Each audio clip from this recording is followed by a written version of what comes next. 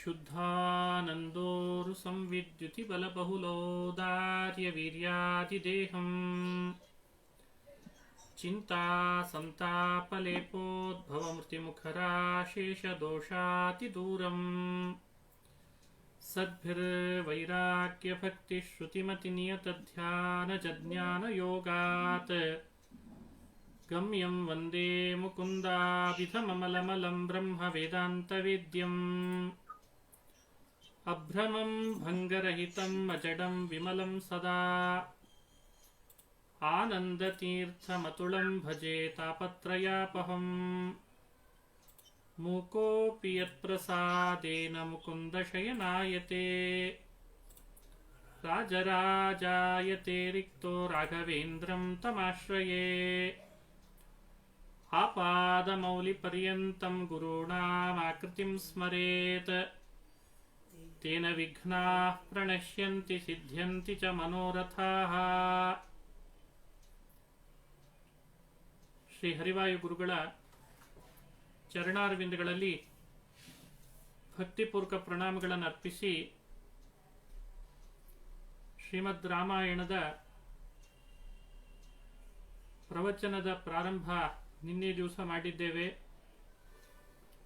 ಋಷ್ಯಶೃಂಗನ ಚರಿತ್ರೆಯನ್ನು ಚಿಂತನೆ ಮಾಡ್ತಾ ಬಂದ್ವಿ. ಋಷ್ಯಶೃಂಗ ವಿಭಾಂಡಕ ಮುನಿಗಳ ಮಗ, ಕಶ್ಯಪರ ವಂಶದಲ್ಲಿ ಬಂದವ. ಅವನ ಸ್ಮರಣೆ ಮಾಡಿದರೆ ಮಳೆ ಬರ್ತದೆ ಅಂತ ಶಾಸ್ತ್ರಗಳಲ್ಲಿ ಅವನ ಸ್ಮರಣೆ ಮಾಡ್ಲಿಕ್ಕೆ ಹೇಳ್ತಾರೆ. ವಿಭಾಂಡಕ ಸುತ ಶ್ರೀಮಾನ್ ಋಷ್ಯಶೃಂಗೋ ಮಹಾಯಶಃ. ವಿಭಾಂಡಕರ ಮಗ ಋಷ್ಯಶೃಂಗ ಮಹಾಕೀರ್ತಿ ಸಂಪನ್ನ. ಸ್ಮರಣೆ ಮಾಡ್ರಿ ಸಾಕು, ಎಲ್ಲಿ ಮಳೆ ಆಗಿರಲ್ಲ ಆ ಸ್ಥಳದಲ್ಲಿ ಮಳೆ ಕೊಡ್ತಾನೆ. ಅವನಲ್ಲಿ ಪರಮಾತ್ಮ ಎಷ್ಟು ಅದ್ಭುತವಾದಂಥ ತನ್ನ ವಿಭೂತಿ ರೂಪ ಇಟ್ಟಿರಬೇಕು ವಿಚಾರ ಮಾಡಿ. ಒಬ್ಬ ಋಷಿಯ ಸ್ಮರಣೆಯಿಂದ ಒಂದು ರಾಜ್ಯಕ್ಕೆ ಮಳೆ ಬರ್ತದೆ ಅಂತಂದ್ರೆ ಅವನ ತಪಸ್ಸು ಎಷ್ಟು ದೊಡ್ಡದು, ಅವನ ಬ್ರಹ್ಮಚರ್ಯ, ಅವನ ಸದ್ಧರ್ಮದ ಆಚರಣೆ ಎಂಥದ್ದು. ಹಾಗಾಗಿ ನಿನ್ನೆ ರಾಮಾಯಣ ಚಿಂತನೆ ಮಾಡುವಾಗ ಋಷ್ಯಶೃಂಗನ ಸ್ಮರಣೆ, ಅವನು ಬಂದು ಪಾದ ಬೆಳೆಸಿದ, ಅಂಗರಾಜ್ಯದಲ್ಲಿ ಮಳೆ ಆಯಿತು ಅಂತನ್ನೋ ಕಥೆ ನಮಗೆಲ್ಲ ನಿದರ್ಶನ. ವಿಪ್ರರಾದವರು ಎಲ್ಲ ಯಾಂತ್ರಿಕ ಬದುಕುಗಳಿಂದ ತಮ್ಮ ಬದುಕನ್ನು ಕಟ್ಟಿಕೊಳ್ಳಬಾರದು, ಮಾಂತ್ರಿಕ ಬದುಕನ್ನು ಕಟ್ಟಿಕೊಳ್ಬೇಕು. ಮಾಂತ್ರಿಕ ಅಂದ್ರೆ ನಿಂಬೆಹಣ್ಣು ಮಂತ್ರಿಸೋ ಮಾಂತ್ರಿಕತೆ ಅಲ್ಲ. ಗಾಯತ್ರಿ ಜಪ, ಇನ್ನಿತರ ಬೇರೆ ಬೇರೆ ಮಂತ್ರಗಳ ಜಪ, ಅವುಗಳನ್ನು ಅತಿ ಹೆಚ್ಚು ಮಾಡಿ ಯಾವ ರಾಜ್ಯದಲ್ಲಿ ಮಳೆ ಆಗಲ್ಲ ಮಂತ್ರಶಕ್ತಿಯಿಂದ ಮಳೆ ತರಿಸ್ಬೇಕಂತ. ಯಾವ ರಾಜ್ಯ ರೋಗ ಪೀಡಿತ ಆಗ್ತದೆ ಮಂತ್ರಶಕ್ತಿಯಿಂದ ಆ ರೋಗವನ್ನು ಪರಿಹರಿಸುವಂತ ಆಗಬೇಕು. ಅಂಥ ತೇಜಸ್ಸು ಬ್ರಹ್ಮವರ್ಚಸ್ಸು ಅವತ್ತಿನ ವಿಭಾಂಡಕರ ಮಗ ಋಷ್ಯಶೃಂಗನಲ್ಲಿದ್ದಂತೆ ಇವತ್ತೂ ಕೂಡ ಮನುಷ್ಯ ಅದನ್ನ ತನ್ನಲ್ಲಿ ಅಳವಡಿಸ್ಕೊಳ್ಳಿಕ್ಕೆ ಬರ್ತದೆ. ಆದರೆ ಅದರ ಬಗ್ಗೆ ವಿಶ್ವಾಸ, ನಂಬಿಕೆ ಕಳ್ಕೊಳ್ತಿದ್ದಾನೆ, ಅದೊಂದು ವಿಪರ್ಯಾಸ. ಒಬ್ಬ ರಾಜ, ಕ್ಷತ್ರಿಯ ರಾಜ ಎಷ್ಟು ಪ್ರಯತ್ನ ಮಾಡಿದ್ರೂ ಕೂಡ ಮಳೆ ಬರೆದಿದ್ದಾಗ ಒಬ್ಬ ಋಷಿಯನ್ನ ಕರೆಸಿ, ಋಷಿಕುಮಾರನನ್ನ ಕರೆಸಿ ರಾಜ್ಯದಲ್ಲಿ ಮಳೆ ತರಿಸ್ತಾನೆ ಅನ್ನೋ ಇತಿಹಾಸ, ಇದೊಂದು ಕಥೆ ನಮಗೆಲ್ಲ ದೊಡ್ಡ ಸಂದೇಶವಾಹಕ ಅಲ್ವ. ಕೊನೆಗೆ ಶಾಂತ ಅಂತ, ಶಾಂತಿ ಅಂತ ಹೇಳಿದ್ದೆ, ಶಾಂತ ಅಂತ ಉಲ್ಲೇಖಿಸ್ತಾರೆ. ಅಂಗರಾಜನ ಮಗಳು, ಲೋಮಪಾದನ ಮಗಳದು. ಶಾಂತಾಳನ್ನು ಕೊಟ್ಟು ವಿವಾಹ ಮಾಡಿ ಮನೆ ಅಳಿಯನನ್ನು ಮಾಡಿಕೊಂಡ. ಅಂಥ ಒಬ್ಬ ಋಷಿ ಅಯೋಧ್ಯ ಪಟ್ಟಣಕ್ಕೆ ಬರಬೇಕಾಯ್ತು. ಅಯೋಧ್ಯೆಯಲ್ಲಿ ಪುತ್ರಕಾಮೇಷ್ಠಿ ಯಾಗ ಅಂತ ಮಾಡಿ ಮಕ್ಕಳನ್ನು ಪಡೆದ ದಶರಥ ರಾಜ ಅಂತ ಕಥೆ. ಆ ಪುತ್ರಕಾಮೇಷ್ಠಿ ಯಾಗ ಮಾಡಿದಾಗ ಯಜ್ಞ ಪುರುಷ ಪಾಯಸ ತಂದುಕೊಟ್ನಂತೆ. ಆ ಪಾಯಸದ ವಿಭಾಗ ಮಾಡಿ ದಶರಥ ತನ್ನ ಪತ್ನಿಯರಿಗೆ ಅಂತ ಕೊಟ್ಟ. ಪತ್ನಿಯರಿಗೆ ಕೊಟ್ಟದ್ರಿಂದ ಅವರು ಪಾನ ಮಾಡಿದ್ರು. 3 ಜನ ಪಟ್ಟದರ್ಶಿಯರು. 3 ಜನರಿಗೆ ವಿಭಾಗ ಮಾಡುವಾಗ ಪಾಯಸದ ಅರ್ಧದಷ್ಟು ಅರ್ಧದಷ್ಟು, ಇಡೀ ಪಾಯಸದ ಅರ್ಧದಷ್ಟು ಕೌಸಲ್ಯಗೆ ಅಂತ ಕೊಟ್ಟಿದ್ದಾನೆ. ಇನ್ನು ಅರ್ಧ ಇತ್ತಲ್ಲ, ಅದರಲ್ಲಿ 3 ಮಾಡಿದ್ನಂತೆ. ಅದರಲ್ಲಿ 3 ಮಾಡಿ ಆ ಅರ್ಧದ ಮೊದಲನೇ 1 ಅಂಶವನ್ನು ಸುಮಿತ್ರೆಗೆ ಮೊದಲು ಕೊಟ್ಟ. ಅದರಲ್ಲಿ 2ನೇ ಅಂಶವನ್ನ ಕೈಕೇಯಿಗೆ ಕೊಟ್ಟ. 3ನೇ ಅಂಶವನ್ನ ಮತ್ತೆ ಪುನಃ ಸುಮಿತ್ರೆಗೆ ಕೊಟ್ಟ ಅಂತ ರಾಮಾಯಣದಲ್ಲಿ ಉಲ್ಲೇಖ ಮಾಡ್ತಾರೆ. ರಾಮ ಅವತಾರ ಮಾಡಿದ್ದು ಕೌಸಲ್ಯಲ್ಲಿ. ಸುಮಿತ್ರೆಗೆ ಪಾಯಸದ ಅರ್ಧದ ಮೊದಲನೇ ಅಂಶವನ್ನು ಮೊದಲು ಕೊಟ್ಟದ್ರಿಂದ ಲಕ್ಷ್ಮಣ ಅವತಾರ ಮಾಡಿದ. ಶೇಷ ಆ ಅರ್ಥದಲ್ಲಿ ಮತ್ತೆ ಪುನಃ 2ನೇ 1 ಅಂಶ ಏನಿತ್ತು ಕೈಕೇಯಿಗೆ ಕೊಟ್ಟ. ಹಾಗಾಗಿ ಭರತ ಅಂತ 3ನೇ ಮಗನಾದ. ಇನ್ನೊಂದು ಅಂಶವನ್ನ ಮತ್ತೆ ಪುನಃ ಸುಮಿತ್ರೆಗೆ ಕೊಟ್ಟದ್ರಿಂದ ಸುಮಿತ್ರೆಯಲ್ಲಿ ಲಕ್ಷ್ಮಣ ಹುಟ್ಟಿ 1 ವರ್ಷ ಆದ್ಮೇಲೆ ಅದೇ ದಿನಾಂಕದಲ್ಲೇನೆ ಶತ್ರುಘ್ನ ಅಂತ ಮಗ ಹುಟ್ಟಿದ. ಹೀಗೆ 4 ಮಕ್ಕಳನ್ನ ದಶರಥ ಮಹಾರಾಜ ಪಡೆದಿದ್ದಾನೆ ಅಂತ ರಾಮಾಯಣ ಸಂದೇಶ ಕೊಡ್ತದೆ. ಇದು ನಮಗೆ ಕೊಡುವಂತಹ ತಿಳುವಳಿಕೆ ಏನಿಲ್ಲ. ನಾವು ಹೇಗೆ ಆಲೋಚನೆ ಮಾಡಬೇಕು? ಸಮಾಜಕ್ಕೆ ಇಂಥ 4 ಮಕ್ಕಳನ್ನ ಪಡೆದುಕೊಟ್ಟ, 3ರಿಂದ ಅಂತ ಅರ್ಥ. 3ರಿಂದ ಕೌಸಲ್ಯ, ಸುಮಿತ್ರ, ಕೈಕೇಯಿ. ಅವನು ಇಂಥ ಮಕ್ಕಳನ್ನು ಪಡಿಲಿಕ್ಕೆ ಮಾಡಿದಂಥ ಸಾಧನೆ ಏನು ಅಂದ್ರೆ ಪುತ್ರಕಾಮೇಷ್ಟಿ ಅನ್ನುವಂಥ ಯಾಗ. ಇದು ನಮಗೇನು ತಿಳುವಳಿಕೆ ಕೊಡ್ತದೆ ರಾಮಾಯಣ ಅಂದ್ರೆ, ನಾವು ಕೂಡ ಇಂಥ ಮಕ್ಕಳನ್ನು ಪಡಿಬೇಕು.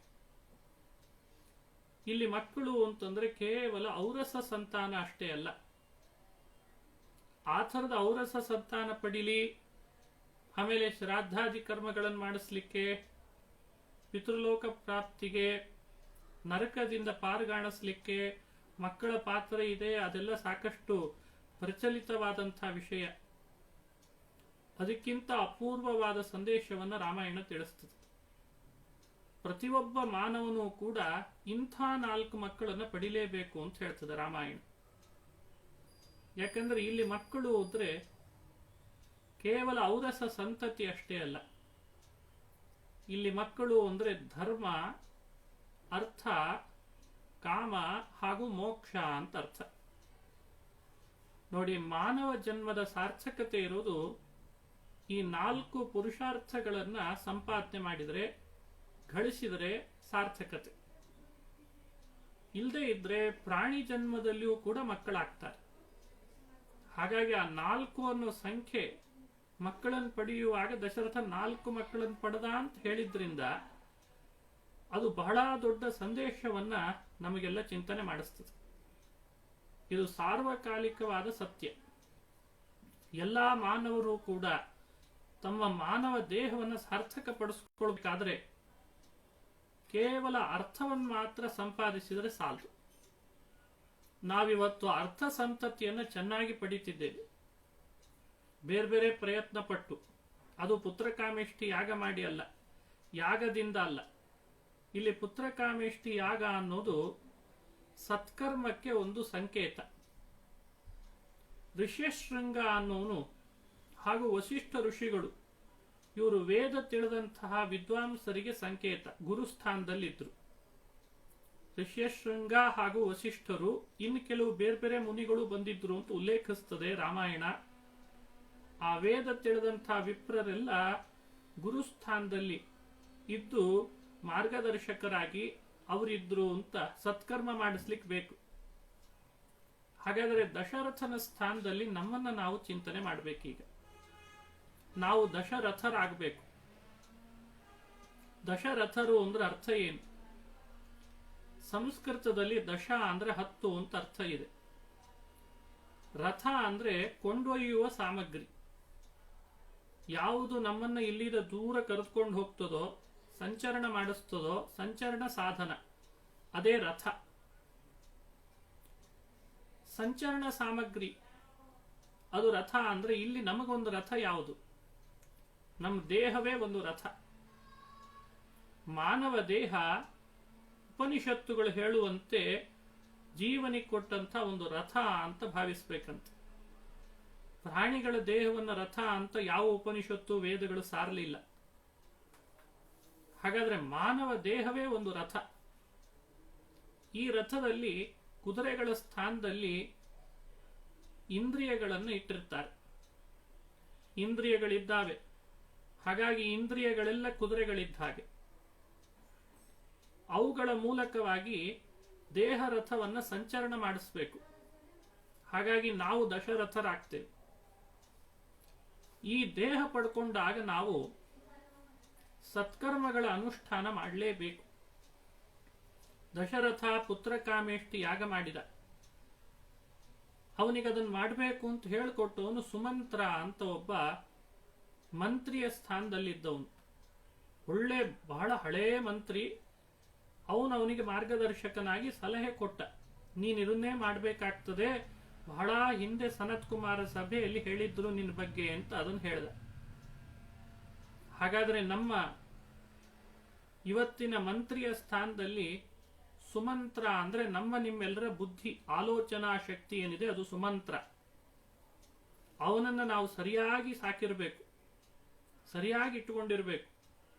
ಅವ ನಮಗೆ ಒಳ್ಳೆ ಮಂತ್ರಶಕ್ತಿ ಅಂದ್ರೆ ಮಂತ್ರಾಲೋಚನೆ ಮಾಡಿಸಿ ಯಾವ ಸಮಯದಲ್ಲಿ ಯಾವ್ಯಾವ ಸತ್ಕರ್ಮಗಳನ್ನು ಮಾಡಬೇಕು ಅಂತ ಹೇಳ್ಕೊಡ್ತಾನೆ. ವಸಿಷ್ಠರಂತಹ ಕುಲಪುರೋಹಿತರು, ಋಷ್ಯಶೃಂಗನಂತಹ ಅಭ್ಯಾಗತ ಮಾರ್ಗದರ್ಶಕ, ಇವರಿಬ್ಬರ ಮೂಲಕವಾಗಿ ಅವನು ಹೂಡಿದ್ದು ಪುತ್ರಕಾಮೇಷ್ಟಿ ಯಾಗ. ಅದು ವೇದ ಮಂತ್ರಗಳಿಂದ ಸುಸ್ವರವಾಗಿ ಉಚ್ಚಾರಣೆ ಮಾಡಿ ವೇದ ಮಂತ್ರಗಳಿಂದ ಮಾಡಿದಂತಹ ಸತ್ಕರ್ಮ. ನಮ್ಮ ಬದುಕಿನಲ್ಲಿ ನಾವು ಕೂಡ ದಶರಥನಂತೆ ಋಷ್ಯಶೃಂಗರಂಥ ವೇದ ತಿಳಿದ ವಿದ್ವಾಂಸರನ್ನ ಅಭ್ಯಾಗತರನ್ನಾಗಿ ಮಾಡಿಕೊಳ್ಬೇಕು. ವಸಿಷ್ಠರಂತಹ ಕುಲಪುರೋಹಿತರನ್ನ ಇಟ್ಟುಕೊಳ್ಬೇಕು. ವೇದ ತಿಳಿದ ಬ್ರಹ್ಮರ್ಷಿಗಳಂಥವರ ಗುರುತ್ವ ನಮಗೆ ಬೇಕು. ಮಂತ್ರಾಲೋಚನೆಗೆ ಪ್ರತೀಕನಾದ ಸುಮಂತ್ರನಂಥ ಬುದ್ಧಿಶಕ್ತಿಯನ್ನ ಸಲಹೆಗಾರನನ್ನು ಮಾಡಿಕೊಳ್ಬೇಕು. ಇಂದ್ರಿಯಗಳು ಅನ್ನೋ ಕುದುರೆಗಳನ್ನ ಹತೋಟಿಯಲ್ಲಿಟ್ಟುಕೊಂಡು ದೇಹ ಅನ್ನೋ ರಥದೊಳಗೆ ನಾವು ಕುಳಿತುಕೊಳ್ಬೇಕು. ಅಂದ್ರೆ ನಾವೇ ದಶರಥ ಅಂತ ಆಗ್ತೀವಿ. ಆಗ ಇಂಥ ಸತ್ಕರ್ಮ ನಮಗೊಂದು ಸಂತತಿಯನ್ನು ಕೊಡ್ತದಂತೆ. ಯಾವ ಸಂತತಿ? ಅಂದು ದಶರಥನಿಗೆ ಕೊಟ್ಟಂಥ ಸಂತತಿ 4. ಒಂದು ಧರ್ಮ, ಅರ್ಥ, ಕಾಮ, ಮೋಕ್ಷ. ಇಂದು ನಾವು ಮಾಡುವ ಸತ್ಕರ್ಮ ನಮಗೆ ಕೊಡುವಂತಹ ಸಂತತಿಯು ಕೂಡ ಧರ್ಮದಿಂದ ಧರ್ಮ, ಹಾಗೆ ಧರ್ಮದಿಂದಲೇ ಅರ್ಥ, ಅರ್ಥದಿಂದ ಕಾಮ. ಇವೆಲ್ಲವೂ ಸೇರಿದರೆ ನಮಗೆ ಬರಬೇಕಾಗುವಂಥ ಜ್ಞಾನ ಬರ್ತದೆ, ಆಮೇಲೆ ಮೋಕ್ಷ ಅಂತ ಆಗ್ತದೆ. ನೋಡಿ, ಹೀಗೆ ರಾಮಾಯಣ ನಾವು ಒಳಗಿಳಿದು ಅಧ್ಯಯನ ಮಾಡುವಾಗ ನಮಗೆ ಧರ್ಮ, ಅರ್ಥ, ಕಾಮ, ಮೋಕ್ಷಗಳೆಂಬ 4 ಪ್ರಸಿದ್ಧ ಪುರುಷಾರ್ಥಗಳೇ ಪ್ರತಿ ಮಾನವನಿಗೂ ಸಂತತಿಯ ರೂಪ ತಾಳಬೇಕು ಅನ್ನೋ ಸಂದೇಶವನ್ನು ನೀಡುತ್ತದೆ. ಇದು ರಾಮಾಯಣದ ನಿಜವಾದ ಸಂದೇಶ.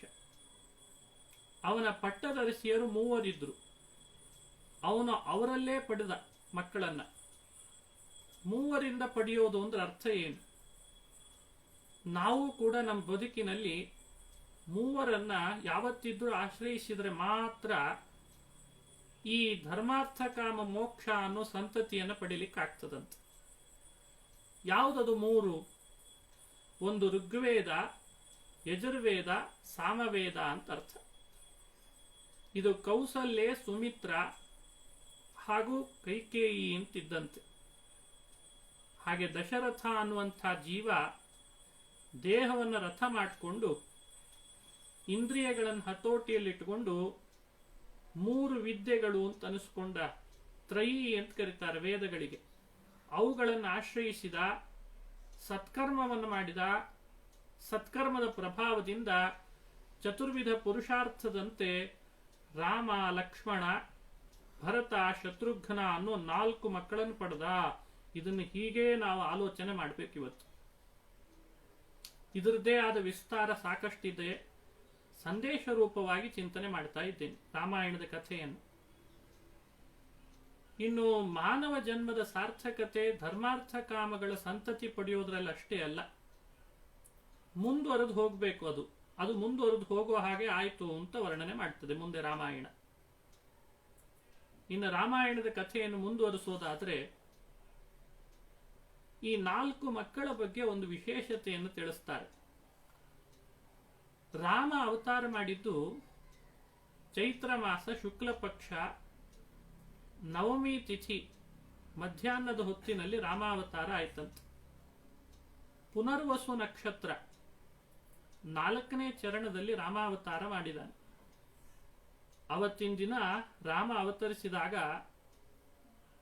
ಉಚ್ಚ ಸ್ಥಾನದಲ್ಲಿ ಉಚ್ಚ ಗ್ರಹಗಳಿದ್ವು ಅಂತ ವರ್ಣನೆ ಮಾಡ್ತದೆ. ಬಹಳ ಅಪರೂಪದ ಸಂಗತಿ ಅದು. ಪ್ರಾಯ ಬೇರೆ ಯಾವ ಸಮಯದಲ್ಲಿಯೂ ಕೂಡ ಅಂಥ ಒಂದು ಸಂದರ್ಭ ಬರಲಿಕ್ಕೆ ಇಲ್ಲ. ಜ್ಯೋತಿಷ್ಯದಲ್ಲಿ ಆ ಥರದ್ದೊಂದು ಕಾಲವೇ ಇಲ್ಲ ಅಂತ ಹೇಳ್ತಾರೆ. ಅಷ್ಟು ಅಪರೂಪದ ಕಾಲ. ಸೂರ್ಯ ಮೇಷರಾಶಿಯಲ್ಲಿ ಇದ್ದಂತೆ, ಅಂತ ಮೇಷ ಲಗ್ನ ಮೇಷ ಮಾಸ ಅಂತ ಎಲ್ರಿಗೂ ತಿಳಿತದೆ. ಇನ್ನು 5 ಗ್ರಹಗಳು ಕೂಡ ಉಚ್ಚ ಸ್ಥಾನದಲ್ಲಿ ಸೇರಿದ್ವಂತಾವಾಗ. ಇದು ಜ್ಯೋತಿಷ್ಯ ಶಾಸ್ತ್ರದಲ್ಲಿ ಒಂದು ಅಪೂರ್ವವಾದಂತಹ ಕಾಲ ಅಂತ ತಿಳಿಸ್ತಾರೆ. ಅಂಗಾರಕ ಕುಜ ಏನಿದ್ದಾನೆ ಅವನಿಗೆ ಉಚ್ಚ ಸ್ಥಾನ ಅಂದ್ರೆ ಮಕರ ರಾಶಿ. ಮಕರ ರಾಶಿಯಲ್ಲಿ ಅಂಗಾರಕನಿದ್ದ. ಬುಧ ಗ್ರಹ ಕನ್ಯಾ ರಾಶಿಯಲ್ಲಿ ಇದ್ದಂತೆ. ಕನ್ಯಾ ರಾಶಿ ಅದು ಕನ್ಯಾ ಸ್ಥಾನ, ಬುಧ ಗ್ರಹಕ್ಕೆ ಉಚ್ಚ ಸ್ಥಾನ ಯಾವಾಗಲೂ. ಹಾಗಾಗಿ ಉಚ್ಚ ಸ್ಥಾನದಲ್ಲಿದ್ದ. ಗುರು ಬೃಹಸ್ಪತಿ ಏನಿದ್ದಾನೆ ಅವನು ಕರ್ಕಾಟಕ ರಾಶಿಯಲ್ಲಿದ್ದ. ಅವನಿಗೆ ಕರ್ಕಾಟಕ ರಾಶಿ ಯಾವಾಗಲೂ ಕೂಡ ಉಚ್ಚ ಸ್ಥಾನ. ಶುಕ್ರ ಗ್ರಹ ಶುಕ್ರಾಚಾರ್ಯ ಆತ ಮೀನ ರಾಶಿಯಲ್ಲಿದ್ದ. ಶುಕ್ರನಿಗೆ ಮೀನ ಅನ್ನೋದು ಉಚ್ಚ ಸ್ಥಾನ. ಶನೈಶ್ಚರ ಅವನು ತುಲಾ ರಾಶಿಯಲ್ಲಿದ್ದ. ಹಾಗಾಗಿ ಈ ಗ್ರಹಗಳೆಲ್ಲ ಅಂಗಾರಕ, ಬುಧ, ಬೃಹಸ್ಪತಿ, ಶುಕ್ರ, ಶನಿ ಈ 5 ಗ್ರಹಗಳು ಅವರಿಗೆ ಉಚ್ಚ ಸ್ಥಾನ ಅಂತನಿಸಿದ ಒಂದು ಸ್ಥಾನದೊಳಗೆ ಮಕರ, ಕನ್ಯಾ, ಕರ್ಕಾಟಕ, ಮೀನ, ತುಲ 5 ಉಚ್ಚ ಸ್ಥಾನದಲ್ಲಿದ್ದರಿಂದ ಇಂಥ ಒಂದು ಸಂದರ್ಭ ಹಿಂದ್ಯಾವತ್ತೂ ಬರಲೂ ಇಲ್ಲ, ಮುಂದ್ಯಾವತ್ತೂ ಬರೋದೂ ಇಲ್ಲ ಅಂತ ಹೇಳ್ತಾರೆ ರಾಮಾಯಣದೊಳಗೆ. ಇದು ಎಂಥ ಅದ್ಭುತ ನೋಡ್ರಿ, ಇದು ಯೋಗ ನೋಡ್ರಿ, ಇದೊಂದು ಅದ್ಭುತ ಯೋಗ. ಆಗ ಶ್ರೀರಾಮ ಅವತಾರ ಮಾಡಿದ ಅಂತ ತಿಳಿಸ್ತದೆ. ರಾಮಾವತಾರ ಮಾಡಿದಾಗ ಪುನರ್ವಸು ನಕ್ಷತ್ರ ಇತ್ತು ಮೇಷ ಲಗ್ನದಲ್ಲಿ. ಹಾಗಾಗಿ ರಾಮನ ನಕ್ಷತ್ರ ಪುನರ್ವಸು ನಕ್ಷತ್ರ ಅಂತ ಹಿರಿಯರು ತಿಳಿಸ್ತಾರೆ. ಬಹಳ ಶ್ರೇಷ್ಠವಾಯಿತು ಆ ನಕ್ಷತ್ರ. ಆ ನಕ್ಷತ್ರದಲ್ಲಿ ರಾಮ ಜನಿಸಿದ್ರಿಂದ ರಾಮ ಶ್ರೇಷ್ಠ ಅಲ್ಲ, ನಕ್ಷತ್ರಕ್ಕೊಂದು ಶ್ರೇಷ್ಠತೆ ತಂದುಕೊಟ್ಟ. ಚೈತ್ರ ಮಾಸದಲ್ಲಿ ಅವತರಿಸಿದ್ದಕ್ಕೆ ಮಾಸಕ್ಕೊಂದು ಮಹತ್ವ ಬಂತು. ಎಷ್ಟೋ ಸಂದರ್ಭಗಳನ್ನ ಮಹಾಭಾರತದಲ್ಲಿ ರಾಮಾಯಣದಲ್ಲಿ ನೋಡ್ತೇವೆ. ಸುಮಾರು 3-4 ಘಟನೆಗಳು.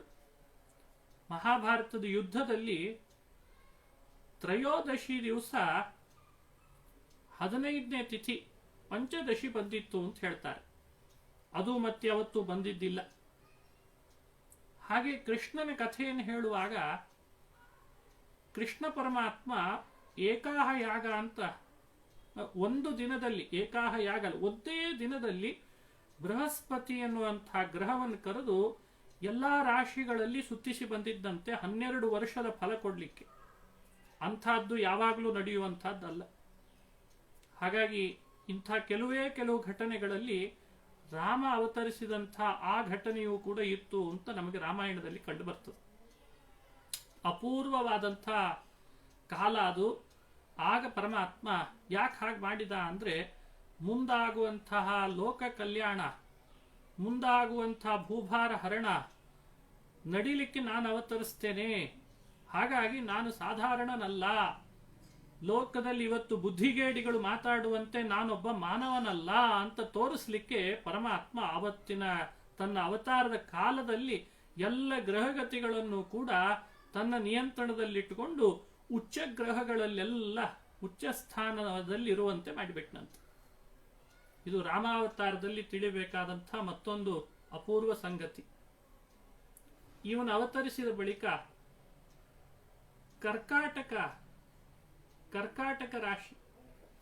ಕರ್ಕಾಟಕ ರಾಶಿಯಲ್ಲಿ ಸೂರ್ಯ ಪ್ರವೇಶ ಮಾಡಿದ್ದ. ಕರ್ಕ ಮಾಸ ಆವಾಗ ಆಶ್ಲೇಷ ನಕ್ಷತ್ರದಲ್ಲಿ ಲಕ್ಷ್ಮಣ ಹುಟ್ಟಿದ ಅಂತ ರಾಮಾಯಣ ಮಾಹಿತಿ ಕೊಡ್ತದೆ. ಹಾಗಾಗಿ ಲಕ್ಷ್ಮಣನ ನಕ್ಷತ್ರ ಆಶ್ಲೇಷ. ಅದು ಸರ್ಪಕ್ಕೆ ಸರ್ಪ ಭೇ ಅಂತ ಕರೆದಿದ್ದಾರೆ. ಸರ್ಪ ದೇವತೆ ನಕ್ಷತ್ರ ಅದು. ಅಲ್ಲಿ ಅವತಾರ ಮಾಡಿ ಬಂದ ಶೇಷ. ಅದರಿಂದ ಸೂಚನೆ ಮಾಡ್ತಾನೆ ನಾನು ಶೇಷ ಅನ್ನೋದನ್ನು ಕೂಡ. ಆಮೇಲೆ ಭರತ, ಅವನು ಸುಮಿತ್ರೆಯಲ್ಲಿ ಕೈಕೇಯಿಯಲ್ಲಿ ಹುಟ್ಟಿ ಬರ್ತಾನೆ. ಇವನು ಸುಮಿತ್ರೆಯಲ್ಲಿ ಹುಟ್ಟಿದ, ಅವನು ಕೈಕೇಯಿಯಲ್ಲಿ. ಪುಷ್ಯ ನಕ್ಷತ್ರ, ಪ್ರಾಯ ಪುಷ್ಯ ಮಾಸದಲ್ಲಿ ಕೈಕೇಯಿಯಲ್ಲಿ ಭರತ ಹುಟ್ಟಿದ. ಅವನ ನಕ್ಷತ್ರ ಪುಷ್ಯ ನಕ್ಷತ್ರ. ಶತ್ರುಘ್ನ, ಅವನು ಈ ಲಕ್ಷ್ಮಣ ಹುಟ್ಟಿದ ಮೇಲೆ, ಯಾವತ್ತು ಹುಟ್ಟಿದ್ದ ಲಕ್ಷ್ಮಣ ಕರ್ಕಾಟಕ ಮಾಸದಲ್ಲಿ 1 ವರ್ಷ ಕಳೆದ ಮೇಲೆ ಅದೇ ಮಾಸದಲ್ಲೇನೆ ಶತ್ರುಘ್ನ ಹುಟ್ಟಿದ್ನಂತೆ. ಹಾಗಾಗಿ ಶತ್ರುಘ್ನ ಮತ್ತು ಲಕ್ಷ್ಮಣ, ಶತ್ರುಘ್ನ ಹಾಗೂ ಲಕ್ಷ್ಮಣರಿಬ್ಬರಲ್ಲಿಯೂ ಕೂಡ ಒಂದೇ ಮಾಸ ಒಂದೇ ನಕ್ಷತ್ರ ಇದ್ರೂ ಅವರು ಹುಟ್ಟಿದ್ದು 1 ವರ್ಷಗಳ ಅಂತರ ಇತ್ತು ಅಂತ ಉಲ್ಲೇಖ ಮಾಡ್ತಾರೆ. ಅಂತೂ ರಾಮ ಪುನರ್ವಸು, ಲಕ್ಷ್ಮಣ ಆಶ್ಲೇಷ, ಭರತ ಪುಷ್ಯ, ಶತ್ರುಘ್ನ ಮತ್ತೆ ಪುನಃ ಅವನು ಆಶ್ಲೇಷ. ಹೀಗೆ 4 ಮಕ್ಕಳನ್ನ ದಶರಥ ಪಡೆದದ್ದು. ಅವರ ನಕ್ಷತ್ರ, ಅವರ ಜಾತಕವನ್ನು ಕೂಡ ರಾಮಾಯಣ ನಮಗೆ ಸ್ಪಷ್ಟಪಡಿಸಿ ವ್ಯಾಖ್ಯಾನ ಮಾಡ್ತದೆ. ಅದನ್ನು ನಾವು ತಿಳಿಬೇಕು. ಇದರಿಂದಲೂ ಸಾಕಷ್ಟು ಸಂದೇಶಗಳನ್ನು ನಾವು ತಿಳಿಲಿಕ್ಕಿದೆ. ಸಂಕ್ಷಿಪ್ತವಾಗಿ ಅವ್ರು ಏನು ಅಂತ ಮಾಹಿತಿ ಮಾತ್ರ ಕೊಟ್ಟಿರ್ತೇನೆ. ಇಲ್ಲಿ ವಿಶೇಷ ನೋಡಿ, ಧರ್ಮ, ಅರ್ಥ, ಕಾಮ, ಮೋಕ್ಷ ಅನ್ನೋದು 4 ಆದ್ರೆ ಇನ್ನು 4 ಮೂಲ ರಾಮಾಯಣಕ್ಕೆ ಅನುಗುಣವಾಗಿ ನಮಗೊಂದು ಚಿಂತನೆ ಕೊಡ್ತಾರೆ. ನಿಮಗೆ ಆಶ್ಚರ್ಯ ಆಗ್ತದೆ, ರಾಮಾಯಣದ ಕಥೆ ಬರೀ ವಾಲ್ಮೀಕಿ ಋಷಿಗಳಷ್ಟೇ ಹೇಳಿಲ್ಲ.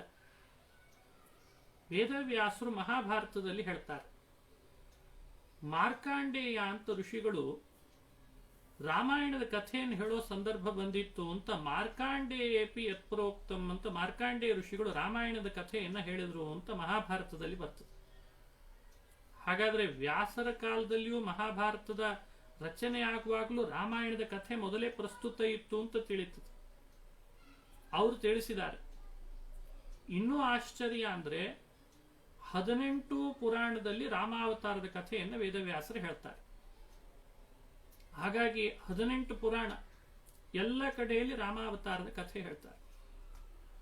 ಅದರಲ್ಲಿ ಕೆಲವು ಪುರಾಣದಲ್ಲಿ ರಾಮಾಯಣದ ಕಥೆ ಹೇಳುವಾಗ ರಾಮ, ಲಕ್ಷ್ಮಣ, ಭರತ, ಶತ್ರುಘ್ನರ ಬಗ್ಗೆ ಬಹಳ ವಿಚಿತ್ರ ಅನಿಸ್ತದೆ ನಿಮ್ಗೆ ಕೇಳಿದ್ರೆ. ಇದು ಭಗವಂತ ವಿಷ್ಣುವಿನ 4 ಅವತಾರ ಅಂತ ಹೇಳಿಬಿಟ್ಟಿದ್ದಾರೆ. 4 ಅವತಾರಗಳು ಯಾವುದು ಅಂತ ಬೇರು ಹೇಳಿದ್ದಾರೆ.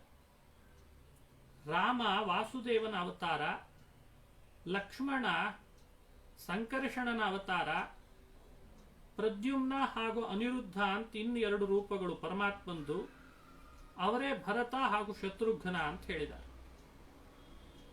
ನೋಡಿ, ರಾಮಾಯಣ ಆಲೋಚನೆ ಮಾಡಬೇಕಾದ್ರೆ ಅಷ್ಟು ಸುಲಭ ಇಲ್ಲ. ನಾವು ಕನ್ನಡದಲ್ಲಿ ಬೇರೆ ಬೇರೆ ರಾಮಾಯಣಗಳನ್ನು ಇವತ್ತು ಓದ್ಲಿಕ್ಕೆ ಸಿಗ್ತದೆ, ಓದ್ತೇವೆ. ಅಲ್ಲಿ ಬರೆದವರು ಪ್ರಾಯ ಅವರವ್ರ ಬುದ್ಧಿಮತ್ತಕ್ಕೆ ತಕ್ಕಂತೆ ಅತಿರಂಜಿತವಾಗಿಯೋ ಅಥವಾ ಏನೋ ಒಂದಿಷ್ಟು ಬರಿಬೇಕು ಅಂತ ಬರೆದವರು ಇದ್ದಾರೆ. ಆ ವಿಷಯ ಬೇಡ ಸದ್ಯಕ್ಕೆ. ರಾಮಾಯಣದ ವಿಷಯ ಚರ್ಚೆ ಮಾಡುವಾಗ, ಚಿಂತನೆ ಮಾಡುವಾಗ ಪರಿಶುದ್ಧವಾದ ತಿಳುವಳಿಕೆ ಇರಬೇಕು ನಮಗೆ. ಒಂದು ಗ್ರಂಥ ನೋಡಿ ರಾಮಾಯಣ ಇದೆ ಇಷ್ಟೇ ಅಂತ ಹೇಳಬಾರದು. ಯಾಕಂದ್ರೆ ಅದು ಯೂನಿವರ್ಸಲ್. ಇದೊಂದು ಬಹಳ ಅದ್ಭುತವಾದ, ಇಡೀ ಪ್ರಪಂಚಕ್ಕೆ ಸಂಬಂಧಪಟ್ಟ ಕೃತಿ. ನಿಜವಾಗ್ಲೂ ಜನಿಸಿದ್ದು ಭಾರತದಲ್ಲಿ ಆದರೂ ರಾಮಾಯಣ, ಅದರ ದೃಷ್ಟಿ, ಅಲ್ಲಿ ಹೇಳಿರುವ ವಿಷಯಗಳು ಇಡೀ ಜಗತ್ತಿಗೆ ಸಂಬಂಧಪಟ್ಟದ್ದು. ಆ ಗ್ರಂಥದ ಮಹತ್ವವೂ ಹಾಗೇ ಇದೆ. ಅಲ್ಲಿ ಹೇಳಿದ ವಿಷಯವೂ ಕೂಡ ಅಷ್ಟು ಅದ್ಭುತವಾದದ್ದೇ. ಹಾಗಾಗಿ ರಾಮಾಯಣದ ಬಗ್ಗೆ ಪುರಾಣಗಳಲ್ಲಿ ಹೇಳುವಾಗ ರಾಮ ಲಕ್ಷ್ಮಣರ ಬಗ್ಗೆ 4 ಭಗವಂತನ ರೂಪಗಳು ಅಂತ ಹೇಳ್ತಾರೆ. ಹೇಗೆ ಅರ್ಥೈಸಬೇಕು ನೋಡಿ, ಅದಕ್ಕೆ ಚಿಂತನೆ ಕೊಡ್ತಾರೆ. 4 ಅಂದ್ರೆ ಆ ಭಗವಂತನ 4 ರೂಪಗಳಲ್ಲಿ ರಾಮ ಮಾತ್ರ ಭಗವಂತನ ಸಾಕ್ಷಾತ್ ಅವತಾರ. ಇನ್ನು 3ರಲ್ಲಿ ಮಾತ್ರ ಪರಮಾತ್ಮನ ರೂಪಗಳ ಸನ್ನಿಧಾನ ಮಾತ್ರ ಇತ್ತಂತೆ. ನೋಡಿ, ಹೀಗೆ ರಾಮಾಯಣದ ಆಲೋಚನೆ ಮಾಡ್ಲಿಕ್ಕೆ ಪ್ರಾರಂಭ ಮಾಡಬೇಕು. ರಾಮನಲ್ಲಿ ಸಾಕ್ಷಾತ್ ವಾಸುದೇವ, ಲಕ್ಷ್ಮಣ ಭರತ ಶತ್ರುಘ್ನರಲ್ಲಿ ಸಂಕರ್ಷಣ ಪ್ರದ್ಯುಮ್ನ ಅನಿರುದ್ಧರು ಸನ್ನಿಧಾನ ಮಾತ್ರ ಇಟ್ಟಿದ್ರಂತೆ. ಆ ಸನ್ನಿಧಾನವನ್ನು ಉದ್ದೇಶಿಸಿಯೇ ಪುರಾಣಗಳಲ್ಲಿ ಅವರೂ ಕೂಡ ವಿಷ್ಣುವಿನ ಅವತಾರಗಳು ಅಂತ ವರ್ಣನೆ ಮಾಡ್ತಾರಂತೆ. ಈ ಚಿಂತನೆಯೂ ನಮಗಿರಬೇಕು. ಹಾಗಾಗಿ ನಾವು ರಾಮಾಯಣದ ಚಿಂತನೆ ಮಾಡ್ತೇವೆ ಅಂತ ಕೂಡಲೇ ಇತ್ತೀಚೆಗೆ ಏನ್ ಮಾಡ್ತಿದ್ದಾರೆ, ಅವ್ರವ್ರಿಗೆ ಬೇಕಾದಾಗೆ ಪಾತ್ರ ಚಿಂತನೆ ಅಂತ ಬರೀತಾರೆ. ಇವತ್ತಿನ ಹೋಲಿಕೆಗಳನ್ನು ಅವತ್ತು ಕೊಟ್ಟು ನೋಡ್ರಿ ಎಷ್ಟು ಪ್ರಸ್ತುತ ಆಗಿದೆ ಅಂತ ಹೀಗೆ ಅತಿ ಕೆಳಮಟ್ಟದಲ್ಲಿ ರಾಮಾಯಣವನ್ನ ತಂದು ಯೋಚನೆ ಮಾಡ್ಲಿಕ್ಕೆ ಶುರು ಮಾಡಿದ್ದಾರೆ. ನಾನು ರಾಮಾಯಣ ಬರಿತೀನಿ, ನಾನು ರಾಮಾಯಣ ಹೇಳ್ತೀನಿ ಅಂತ. ಆದ್ರೆ ಅದಕ್ಕೆ ಮಹತ್ವ ಎಷ್ಟಿದೆ ಅಂತ ಅರಿಯದೇ ಹೇಳ್ತೇವಲ್ಲ, ಇದು ದುರಂತ. ಇವತ್ತು ಸ್ಪಷ್ಟವಾಗಿ ಪುರಾಣ ಆ ರಾಮ ಲಕ್ಷ್ಮಣ ಭರತ ಶತ್ರುಘ್ನರ ಬಗ್ಗೆ ಅಪೂರ್ವವಾದ ತಿಳುವಳಿಕೆಯನ್ನು ಕೊಡ್ತದೆ. ಮೋಕ್ಷದಲ್ಲಿ ಜೀವರನ್ನ ಕರೆದುಕೊಂಡು ಹೋಗಿ ಸುಖ ಕೊಡಬೇಕು, ಮೋಕ್ಷ ಕೊಡಬೇಕು ಅಂದ್ರೆ ವಾಸುದೇವ ಅಂತ ಭಗವಂತನ ರೂಪ. ಮೋಕ್ಷಪ್ರದ ವಾಸುದೇವ ಅವನೇ ಭೂಮಿಯ ಮೇಲೆ ರಾಮನಾಗಿ ಅವತಾರ ಮಾಡಿದ್ದಂತೆ. ಇದಕ್ಕೊಂದು ನಿಮಗೆ ರಾಮಾಯಣದಲ್ಲೇ ಬರುವಂತಹ ವಾಲ್ಮೀಕಿಗಳು ತಿಳಿಸುವಂಥ ಒಂದು ಅಂಶವನ್ನ ನೆನಪಿಸ್ಲಿಕ್ಕೆ ಪ್ರಯತ್ನ ಪಡ್ತೀನಿ. ರಾಮ ಭೂಮಿಯನ್ನು ಆಳಿದ. ಸವತ್ಸರತ್ರಯೋದಶಂ 13 ವರ್ಷಗಳ ಕಾಲ, ಸುಮಾರು 13,000 ವರ್ಷಗಳ ಕಾಲ ಭೂಮಿಯನ್ನು ಆಳ್ತಾ ಇದ್ದ. ಆಳಿದ ಮೇಲೆ ಬ್ರಹ್ಮರುದ್ರಾದಿ ದೇವತೆಗಳು ರಾಮನ ಆಳ್ವಿಕೆ ನೋಡ್ತಾ ಬ್ರಹ್ಮದೇವರು ಕೂಡ ದಿಗ್ಬೆರಗಾಗಿ ಬಿಟ್ರಂತೆ. ಕಾರಣ ಇಷ್ಟೇ, ಯಾರಿಗೂ ಕೂಡ ಜೀವರಿಗೆ ಮೇಲ್ ಹೋಗ್ಬೇಕು ಅಂತ ಅನಿಸ್ತಾನೆ ಇರಲಿಲ್ಲ. ಯಾಕೆ ಬೇಕು ದೇವಲೋಕ, ಸಾಕಲ್ಲ ಅಂತ. ರಾಮನ ಆಳ್ವಿಕೆ ಭೂಮಿಯ ಮೇಲೆ ನಡೆದ್ರೆ ಅಯೋಧ್ಯೆ ವೈಕುಂಠ ಆಗಿತ್ತಂತೆ. ಇದನ್ನ ರಾಮಾಯಣದ ಉತ್ತರಕಾಂಡದಲ್ಲಿ ವಾಲ್ಮೀಕಿಗಳೇ ಅದನ್ನು ಸ್ಪಷ್ಟಪಡಿಸಿ ಹೇಳ್ತಾರೆ. ಹೇಗಿತ್ತು ರಾಮನ ಆಡಳಿತ, ಸೂಕ್ಷ್ಮ ನೀವೇ ನೋಡ್ತಾ ಬರ್ಬೋದು. ಉತ್ತರಕಾಂಡ ರಾಮಾಯಣ ಬಹಳ ಶ್ರೇಷ್ಠವಾದದ್ದು. ಆಳ್ತಾ ಇರುವಾಗ ಬ್ರಹ್ಮರುದ್ರಾದಿ ದೇವತೆಗಳು ಬಂದು ಪ್ರಾರ್ಥನೆ ಮಾಡಿದ್ರಂತೆ, ವಾ ಸ್ವಾಮಿ ಮೇಲ್ಲೋಟಕ್ಕೆ ಬಾ, ಮೇಲಿನ ಲೋಕಕ್ಕೆ. ನೀನ್ ಇಲ್ಲೇ ಇದ್ದಿ ಅಂತಂದ್ರೆ ಆ ಮೇಲಿನ ಲೋಕಗಳಿಗೆಲ್ಲ ಬೆಲೆನೇ ಇಲ್ಲ ಅಂತ ಆಗಿಬಿಡ್ತದೆ ಅಂದ್ರಂತೆ. ಇಲ್ಲೇ ಇದ್ರೆ ಇದೇ ವೈಕುಂಠ ಅಂತ ಅನಿಸ್ಕೋತದೆ, ಇದೇ ಎಲ್ಲ ದೇವಲೋಕ ಅನಿಸ್ಕೊಂಡ್ಬಿಡ್ತದೆ. ಯಾರು ಮೇಲಿನ ಲೋಕಕ್ಕೆ ಬರುವ ಪ್ರಸಂಗವೇ ಇರಲ್ಲ, ಬರೋದೂ ಇಲ್ಲ ಅಂತ ಕೂತ್ಕೊಂಡ್ಬಿಡ್ತಾರೆ. ಸ್ವಾಮಿ, ನಿನ್ ಸಂಕಲ್ಪದಂತೆ ಅವು ಎಷ್ಟಿದ್ರೂ ಮೇಲಿನ ಲೋಕಗಳು, ಅವುಗಳಿಗೆ ಆದಂಥ ಒಂದು ಪ್ರಭಾವ ಉಳಿಸ್ಬೇಕು ಅಂದ್ರೆ ನೀನು ನಿನ್ನ ಅವತಾರದ ಸಮಾಪ್ತಿ ಮಾಡಿ ಅದೃಶ್ಯನಾಗಿ ಬರಲೇಬೇಕು ಅಂತ ಹಠ ಹಿಡಿದ್ರಂತ. ಸರಿ ಅಂತ ರಾಮ ಹೊರಡುವಾಗ ಒಂದು ಘೋಷಣೆ ಕೂಗಿದ ಅಂತ ಹೇಳ್ತಾರೆ ರಾಮಾಯಣದೊಳಗೆ. ಸಮಾಯಾತ ಸಮಾಯಾತ ಯೇ ಯೇ ಮೋಕ್ಷ ಪದೇಚ್ಛವಃ ಏವಮಾ ಘೋಷಯದ್ ರಾಮಃ. ನೋಡಿ, ಸಮಾಯಾತ ಸಮಾಯಾತ ಯೇ ಯೇ ಮೋಕ್ಷ ಪದೇಚ್ಛವಃ. ಇಂಥ ಶ್ಲೋಕ, ಇಂಥ ಪ್ರಮಾಣಗಳು ಯಾವುದು ಇತ್ತೀಚಿನ ಕನ್ನಡದ ವಿಚಾರವಾದಿಗಳಿಗೆ ಸಿಗಲ್ಲ. ಬುದ್ಧಿಗೇಡಿ ವಿಚಾರವಾದಿಗಳು ರಾಮನ ಬಗ್ಗೆ ಬಾಯಿಗೆ ಬಂದಾಗ ಮಾತಾಡ್ತಾರಷ್ಟೆ. ರಾಮ ಮಾಡಿದಂಥ ಅದ್ಭುತವಾದ ಘೋಷಣೆ ಏನು ಅಂದ್ರೆ, ಯಾರ್ಯಾರು ಮೋಕ್ಷ ಬಯಸ್ಬೇಕು ಅಂತಿದ್ದೀರಿ ಅವರೆಲ್ಲರೂ ಕೂಡ ಅವಶ್ಯವಾಗಿ ಈಗಲೇ ನನ್ನ ಜೊತೆ ನಾನು ಕರೆದುಕೊಂಡು ಹೋಗ್ತೇನೆ ಅಂತ ಘೋಷಣೆ ಕೂಗಿಸಿದ್ನಂತೆ. ಮೋಕ್ಷ ಪದೇಚ್ಛವಃ ಸಮಾಯಾತ ಸಮಾಯಾತ. ಬೇರಿ ನಗಾರಿಗಳನ್ನು ಕಳಿಸಿಕೊಟ್ಟು ಎಲ್ಲ ದಿಕ್ಕುಗಳಲ್ಲಿ ಹೋಗಿ ಘೋಷಣೆ ಮಾಡಿ ಬಾ, ಯಾರ್ಯಾರಿಗೆ ನನ್ನ ಜೊತೆಗೆ ಮೋಕ್ಷಕ್ಕೆ ಬರಬೇಕು ಅಂತಿದೆ ಬಂದು ಬಿಡ್ಲಿ ಅಂತ. ಸರಿ, ನರಾಹ ವಾನರಾಹ, ನರರು ವಾನರರು, ಒಂದು ಹುಲ್ಕಡ್ಡಿ, ರಾಸಭಾಹ, ಪಿಪೀಲಿಕಾಹ, ಇರುವೆ, ಕತ್ತೆ, ನರ, ವಾನರ, ಮನುಷ್ಯರದ್ದು ಬೇಡ ಬಿಟ್ಬಿಡ, ಮನುಷ್ಯರು ಸರಿ, ವಾನರಗಳು ಬಂದುವಂತೆ, ಎಷ್ಟೋ ವಾನರಗಳು, ಇರುವೆಗಳು ಬಂದುವಂತೆ, ಕತ್ತೆಗಳು ಬಂದುವಂತೆ. ಕತ್ತೆ ಬಂದು ಅಂತ ಹೇಳ್ತದೆ ನೋಡಿ, ಅಪೂರ್ವ ಚಿಂತನೆ ರಾಮಾಯಣದ್ದು ಅಂತ ನಾನು ಅದಕ್ಕೆ ಹೇಳಿದೆ. ಇದೆಲ್ಲ ಪ್ರಮಾಣ ಇರುವ ವಿಷಯಗಳು, ಇದ್ಯಾವುದು ಕಪೋಲ ಕಲ್ಪಿತ ಅಲ್ಲ. ತೃಣ ಬಂತಂತೆ, ಒಂದು ಹುಲ್ಕಡ್ಡಿ, ಹುಲ್ಲು ಬಂದಿದೆ, ಇರುವೆ ಬಂದಿದೆ, ಕತ್ತೆ ಬಂದಿದೆ, ಅವನ್ನೆಲ್ಲ ರಾಮನನ್ನು ಹಿಂಬಾಲಿಸ್ಕೊಂಡು ಬಂದಿದೆ.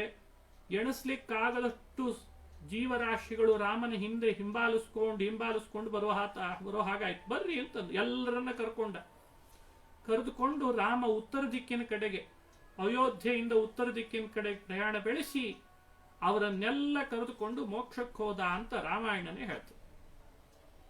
ಹಾಗಾದರೆ ರಾಮಾಯಣದಲ್ಲಿ ರಾಮನ ಚರಿತ್ರೆ ಉಪಸಂಹಾರದ ಭಾಗ, ಎಲ್ಲರನ್ನ ಮೋಕ್ಷ ಕೊಡ್ತೇನೆ ಅಂತ ಇನ್ಯಾವ ಅವತಾರದಲ್ಲಿಯೂ ನಡೆಯದೇ ಇರುವಂಥ ಒಂದು ಅಪೂರ್ವ ಘಟನೆ ಅದು ರಾಮನ ಕಾಲದಲ್ಲಿ ನಡೆದಿದೆ. ರಾಮ ಮಾಡಿ ತೋರಿಸಿದಾನೆ. ಅದು ಮೋಕ್ಷಕ್ಕೆ ಕರೆದುಕೊಂಡು ಹೋಗ್ತೇನೆ. ಆಗ ಎಲ್ಲರೂ ಕೂಡ ಹೊರಟ್ರು, ನಮಗೆ ಸಾಕು ಸಂಸಾರ, ಸಾಕಿನ್ನು ರಾಮನ ಜೊತೆಗೆ ಹೋಗೋಣ ಅಂತ ಹೊರಟ್ರು. ಪ್ರಾಯ ನಾವು ನೀವುಗಳೆಲ್ಲ ಆವಾಗ ಹೋಗಲಿಲ್ಲ ಅನಿಸ್ತದೆ. ಏನ್ ಮಾಡ್ತಿದ್ಯೋ, ಟಿವಿ ನೋಡ್ತಿದ್ಯೋ ಏನೋ ಗೊತ್ತಿಲ್ಲ, ಅಂತೂ ಎಲ್ಲೋ ನಾವು ಮಗ್ನರಾಗಿದ್ವಿ, ನಮ್ಮ ಸಾಧನೆ ಪೂರ್ತಿ ಆಗಿಲ್ವೋ ಏನೋ, ಅಂತೂ ನಾವಲ್ಲೇ ಕೂತ್ಕೊಂಡ್ವಿ. ಉಳಿದವರೆಲ್ಲ ಜೀವರು ಎಷ್ಟೋ ಸಂಖ್ಯೆಯಲ್ಲಿ ಹೋಗ್ಬಿಟ್ರಂತ. ಇದನ್ನ ರಾಮಾಯಣ ಉಲ್ಲೇಖಿಸಿ ನಮಗೇನ್ ಸಂದೇಶ ಕೊಡ್ತದೆ? ಇದನ್ನ ಮುಚ್ಚಿಡ್ಬೋದಾಗಿತ್ತಲ್ಲ, ಯಾಕೆ ಹೇಳ್ತಿದನ್ನ? ರಾಮ ಅನ್ನೋನನ್ನ ನೀವು ಆಲೋಚಿಸುವಾಗ ಕೊನೆಗೊಳ್ಳುವ ಅವತಾರದ ಕೊನೆ ಭಾಗದಲ್ಲಿ ಮೋಕ್ಷ ಕೊಟ್ಟ ಅಂತ ಹೇಳಿದ್ರಿಂದಲೂ ಮೇಲೆ ಮೋಕ್ಷ ಕೊಡುವ ವಾಸುದೇವ ಅಂತ ಏನ್ ನಾರಾಯಣನ್ ರೂಪ ಇದೆ, ಅದೇ ರೂಪನೇ ಈಗ ರಾಮನಾಗಿ ಅವತಾರ ಮಾಡಿದೆ ಅಂತ ಲೋಕಕ್ಕೆ ತಿಳಿಸಿದಾನಂತ. ಇದಕ್ಕಿಂತ ಏನು ಆಧಾರ ಬೇಕು? ಇದು ರಾಮಾಯಣದ ತಿಳುವಳಿಕೆ, ಬೇಕೇ ಬೇಕು ಈ ತರಹ. ಇನ್ನ ಶೇಷ, ಅವನೇ ಸಂಕರ್ಷಣನ ಸನ್ನಿಧಾನಕ್ಕೆ ಪಾತ್ರನಾಗಿ ಲಕ್ಷ್ಮಣನಾಗಿ ಜನ್ಮ ತಳೆದ. ಅದಂತೂ ಸರಿನೇ ಸರಿ. ಅವನು ಶೇಷ, ಅವನ ಬಗ್ಗೆನೂ ಕೊನೆಗೆ ಕಥೆ ಹೇಳುವಾಗ ಅವನು ಶೇಷ ಅನ್ನೋದನ್ನ ರಾಮಾಯಣದಲ್ಲಿ ಸಾರಿ ಹೇಳ್ತದೆ. ಅವನು ತನ್ನ ಮೂಲ ಶೇಷ ರೂಪದಿಂದ ಸಮುದ್ರದೊಳಗೆ ಹೋಗ್ಬಿಟ್ಟ ಅಂತ ತಿಳಿಸ್ತಾರೆ. ಹಾಗೆ ಲಕ್ಷ್ಮಣ ಮತ್ತು ಭರತ ಮತ್ತು ಶತ್ರುಘ್ನ ಅವ್ರ ಬಗ್ಗೆನೂ ತಿಳಿಸಿದೆ. ಅಂತೂ ಈ 4 ಜನ ಭಗವಂತನ ಸನ್ನಿಧಾನಕ್ಕೆ ಪಾತ್ರರು ಮೂವರಾದ್ರೆ ಸಾಕ್ಷಾತ್ ಮೋಕ್ಷ ಕೊಡುವ ವಾಸುದೇವನೇ ರಾಮ. ಹಾಗಾಗಿ ರಾಮನ ಚರಿತ್ರೆ ಶ್ರವಣ ಮಾಡೋಣ. ನಮಗೆಲ್ಲ ಇವತ್ತಿನ ಈ ಲಾಕ್ಡೌನ್ ಇಂದ ಮೋಕ್ಷ ಕೊಡಿಸ್ಲಿ ಅಂತ ಕೇಳ್ಕೋಣ. ಎಲ್ಲ ಕಡೆಯಲ್ಲಿ ಬಂಧನ, ಎಲ್ಲರೂ ಮನೆಯಲ್ಲಿ ಕೂಡುವ ಬಂಧನ. ರಾಮನನ್ನು ಪ್ರಾರ್ಥಿಸಿದ್ರೆ ಬಂಧನದ ಮೋಚನ. ಯಾಕೆ? ಮೋಕ್ಷ ಕೊಡುವವ. ಇದನ್ನ ಆಲೋಚನೆ ಮಾಡ್ರಿ. ರಾಮ ಮೋಕ್ಷ ಕೊಡ್ಲಿಕ್ಕೆ ಬಂದವ, ಎಂಥ ಅದ್ಭುತ. ಶಾಪ ಮೋಚನೆನೂ ಕೊಡ್ತಾನೆ, ಬಂಧ ಮುಕ್ತಿಯನ್ನೂ ಮಾಡ್ತಾನೆ, ಸಂಸಾರ ಬಂಧನದಿಂದಲೇ ನಮ್ಮನ್ನು ವೈಕುಂಠಕ್ಕೆ ಒಯ್ತಾನೆ. ಇದು ರಾಮ ಅಂತನೋ ಪಾತ್ರದ ಚಿಂತನೆ ಮಾಡುವಾಗ ಮೋಕ್ಷಪ್ರದತೆ ಎನ್ನುವುದು ರಾಮನಲ್ಲಿ ನಾವು ಉಪಾಸನೆ ಮಾಡಬೇಕು. ಸರಿ, ಇಂಥ ರಾಮನ ಕಥೆ ಮುಂದುವರೆದಾಗ ನಾಮಕರಣ ಮಾಡಿದ. ದಶರಥನ ಆನಂದಕ್ಕೆ ಪಾರವೇ ಇರಲಿಲ್ಲ. ನಾಮಕರಣ ಮಾಡಿದ. 4 ಜನ ಮಕ್ಕಳು ಮನುಷ್ಯರಾಗಿ ಭೂಮಿಯ ಮೇಲೆ ಅವತರಿಸಿದ್ರಿಂದ ಎಲ್ಲರಂತೆ ತೊದಲು ನುಡಿಗಳು, ಅಂಬೆಗಾಲಿಡೋದು ಎಲ್ಲ ನಡೀತು, ಮಹಿಮೆ ನಡೀತು. ಇನ್ನು ಅವರಿಗೆ ಆಗ ಕೈಶೋರ ಅವಸ್ಥೆ ಪ್ರಾಪ್ತ ಆಯಿತು. ಉಪನಯನ ಮಾಡಿಸಿದ, ವಸಿಷ್ಠರ ಹತ್ರ ಒಂದಿಷ್ಟು ವಿದ್ಯಾಭ್ಯಾಸ ಮಾಡಿಸಿದ. ಬೇಕಾದಂಗೆ ವೇದಾಧ್ಯಯನ, ಧನುರ್ವಿದ್ಯೆ ಅಧ್ಯಯನ ಎಲ್ಲ ವಸಿಷ್ಠರ ಹತ್ರ ನಡೀತು. ಪ್ರಾರಂಭದ ಹಂತದಲ್ಲಿ ಶೈಶವಾವಸ್ಥೆಯಲ್ಲಿ ಕಲಿಬೇಕಾದ ಅಭ್ಯಾಸವನ್ನೆಲ್ಲ ಮಾಡಿದರು. ಇದು ರಾಮ ಲಕ್ಷ್ಮಣ ಭರತ ಶತ್ರುಘ್ನರ ಕಥೆ ನಮಗಿವತ್ತು ನಿದರ್ಶನ.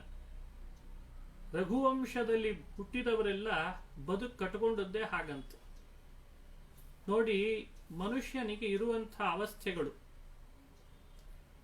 ಶೈಶವೇ ಅಭ್ಯಸ್ತ ವಿದ್ಯಾನಾಂ, ಯೌವನೆ ವಿಷಯೈಷಿಣಾಂ, ವಾರ್ಧಕೆ ಮುನಿವೃತ್ತೀನಾಂ ಯೋಗೇನಾಂತೆ ತನುತ್ಯಜಾಮ್ ಅಂತ ಒಬ್ಬ ಕವಿ ಹೇಳುವ ಮಾತು. ರಾಮಾಯಣ ಇದನ್ನ ನಮಗೆ ಸ್ಪಷ್ಟಪಡಿಸ್ತದೆ ನೋಡಿ. 3 ಅವಸ್ಥೆಗಳು ಪ್ರಮುಖವಾಗಿ. ಒಂದು ಶೈಶವ, ಅಂದ್ರೆ ಸಣ್ಣ ವಯಸ್ಸು, ಹುಡುಗರಾಗಿರೋದು. ಯೌವನ, 3ನೇದ್ದು ವೃದ್ಧಾಪ್ಯ. ರಾಮನ ಶೈಶವಾವಸ್ಥೆಯೆಲ್ಲ ಆಟಕ್ಕೆ ಮೀಸಲಿಡ್ಲಿಲ್ಲಂತೆ. ಶೈಶವಾವಸ್ಥೆಯೆಲ್ಲ ವಿದ್ಯಾಭ್ಯಾಸಕ್ಕಿಟ್ನಂತೆ. ರಘುವಂಶದ ರಾಜರೆಲ್ಲರೂ ಹಾಗೆ ಇರ್ತಿದ್ರು. ಹಿಂದಿನವರ ದಿನಚರಿನೇ ಹಾಗಿರ್ತಿತ್ತು. ಶೈಶವ ಎಲ್ಲ ಅಭ್ಯಾಸಕ್ಕೆ ಮೀಸಲು. ಯೌವನ ವಿಷಯ ಭೋಗ ಮಾಡ್ಲಿಕ್ಕಿರ್ತಿತ್ತಂತೆ. ವಿಷಯ ಭೋಗವನ್ನು ಯಾವಲ್ಲೂ ನಿಷೇಧ ಮಾಡಿಲ್ಲ, ಯಥೇಚ್ಛ ವಿಷಯಾನುಭವ ಅನುಭವಿಸಲಿ ಅಂತಿದ್ರು. ವೃದ್ಧಾಪ್ಯ ಬರ್ತದೆ ಅಂತಾದಾಗ ಅಷ್ಟು ದಿವಸ ಯೌವನದಲ್ಲಿ ವಿಷಯ ಭೋಗ ಮಾಡಿರ್ತಿದ್ರಲ್ಲ, ವೃದ್ಧಾಪ್ಯದಲ್ಲಿ ಮುನಿವೃತ್ತಿಯನ್ನು ಅವಲಂಬಿಸ್ತಿದ್ರು. ಮುನಿವೃತ್ತಿ, ಮುನಿಗಳಂತೆ ಆಹಾರದಲ್ಲಿ ನಿಯಂತ್ರಣ, ತಮ್ಮನ್ನ ತಾವು ಸ್ವಲ್ಪ ಅದನ್ನ ಪರಿತ್ಯಜಿಸುವಂತೆ ಮಾಡಿಕೊಳ್ಳೋದು, ಹೆಚ್ಚು ಭಗವಂತನ ಕಡೆಯಲ್ಲಿ ಧ್ಯಾನ ಮಾಡೋದು, ಆ ಪರಮಾತ್ಮನ ಕುರಿತು ಸ್ತೋತ್ರ ಮಾಡೋದು, ಇದೆಲ್ಲ ಮುನಿವೃತ್ತಿ. ಹಾಗಾಗಿ ಯೌವನದಲ್ಲಿ ಯಾವಾಗಲೂ ವಿಷಯ ಭೋಗ, ವೃದ್ಧಾಪ್ಯ ಯಾವಾಗಲೂ ಮುನಿವೃತ್ತಿ, ಶೈಶವ ಯಾವಾಗಲೂ ಅಭ್ಯಾಸಕ್ಕೆ ಮೀಸಲು ಅಂತ ಒಬ್ಬ ಕವಿ ಇದನ್ನು ಸ್ಪಷ್ಟಪಡಿಸ್ತಾನೆ. ಹಾಗಾಗಿ ರಾಮಾವತಾರದ ಶ್ರವಣ ಮಾಡುವಾಗಲೂ, ನಮ್ಮ ಮಕ್ಕಳನ್ನಿವತ್ತು ಬೆಳವಣಿಗೆ ಮಾಡಿಸುವಾಗಲೂ ಶೈಶವವನ್ನು ಯಾವತ್ತಿದ್ರೂ ಅಭ್ಯಾಸಕ್ಕೆ ಮೀಸಲು ಮಾಡಿಸ್ಬೇಕು. ಯೌವನದಲ್ಲಿ ವಿಷಯ ಬೇಕಾದಷ್ಟು ಅವರು ಭೋಗ ಮಾಡಿ, ಆದರೆ ಶೈಶವ ಯಾವತ್ತಿದ್ರೂ ವಿಷಯ ಅದು ಅಭ್ಯಾಸಕ್ಕೆ ಮೀಸಲು. ಅದನ್ನು ಮಾಡಿದ ರಾಮ, ಅದು ಶಿಕ್ಷಣ ಕೊಟ್ಟ.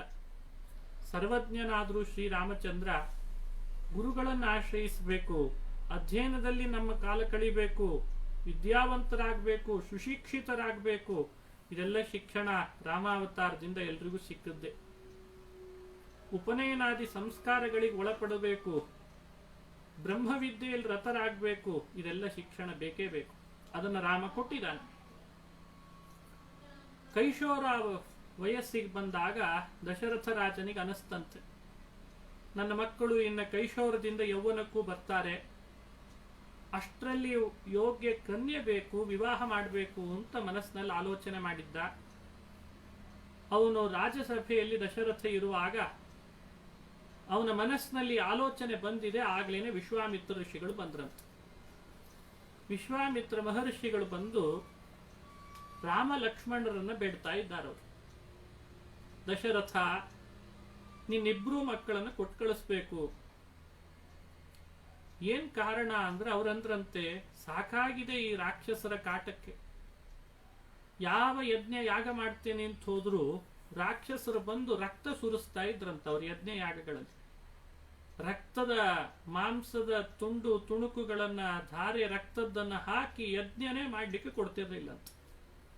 ತಾಟಕ, ಸುಬಾಹು, ಮಾರೀಚ ಇವರೆಲ್ಲ ಕಾಡಿನೊಳಗೆ ಎಲ್ಲೆಲ್ಲಿ ಋಷಿಮುನಿಗಳು ತಪಸ್ಸಿ ಕೂಡ್ತಾರೆ ಅವುಗಳಿಗೆ ವಿಘ್ನ ಮಾಡೋದು. ಇದು ವಿಶ್ವಾಮಿತ್ರ ಆ ಕಾಲದಲ್ಲಿ ಇಂಥ ಭಯೋತ್ಪಾದಕರನ್ನು ನೋಡಿದ್ರಂತೆ. ಇವತ್ತು ಅಂಥ ಸ್ಥಿತಿ ಯಾರಿಗೂ ಇನ್ನೂ ಬಂದಿಲ್ಲ. ಸ್ವಲ್ಪ ಆಲೋಚನೆ ಮಾಡ್ರಿ. ನಾವೇನಾದ್ರೂ ಮಾಡ್ತೇವೆ ಅಂತಂದ್ರೆ ನಮ್ಮ ಮೈ ಮೇಲೆ ಒಂದು ದೊಡ್ಡ ರಕ್ತದ ಬಕೀಟಿಗೆ ರಕ್ತ ತಂದು ಸುರಿಯೋದು ಅಂಥವು ಇನ್ನೂ ಆಗಿಲ್ಲ ಇಲ್ಲಿ. ಕೆಲವು ಕಡೆ ನಡೀತದೆ ಅಂತ ಅದನ್ನು ಕೇಳ್ತಿರ್ತೀವಿ. ಆದರೆ ವಿಶ್ವಾಮಿತ್ರರು ಅದನ್ನು ವರ್ಣಿಸಿ ಹೇಳ್ತಾರೆ. ಇಡೀ ಆಶ್ರಮಕ್ಕೇನೆ ಆ ಸುಬಾಹು ಮಾರೀಚರು ತಾವು ತಿಂದು ತೇಗಿದಂಥ ಅಸ್ಥಿಗಳನ್ನ ಗೋಣಿ ಚೀಲಗಟ್ಲೆ ತಂದು ಎಸೆದು ಹೋಗೋರಂತ.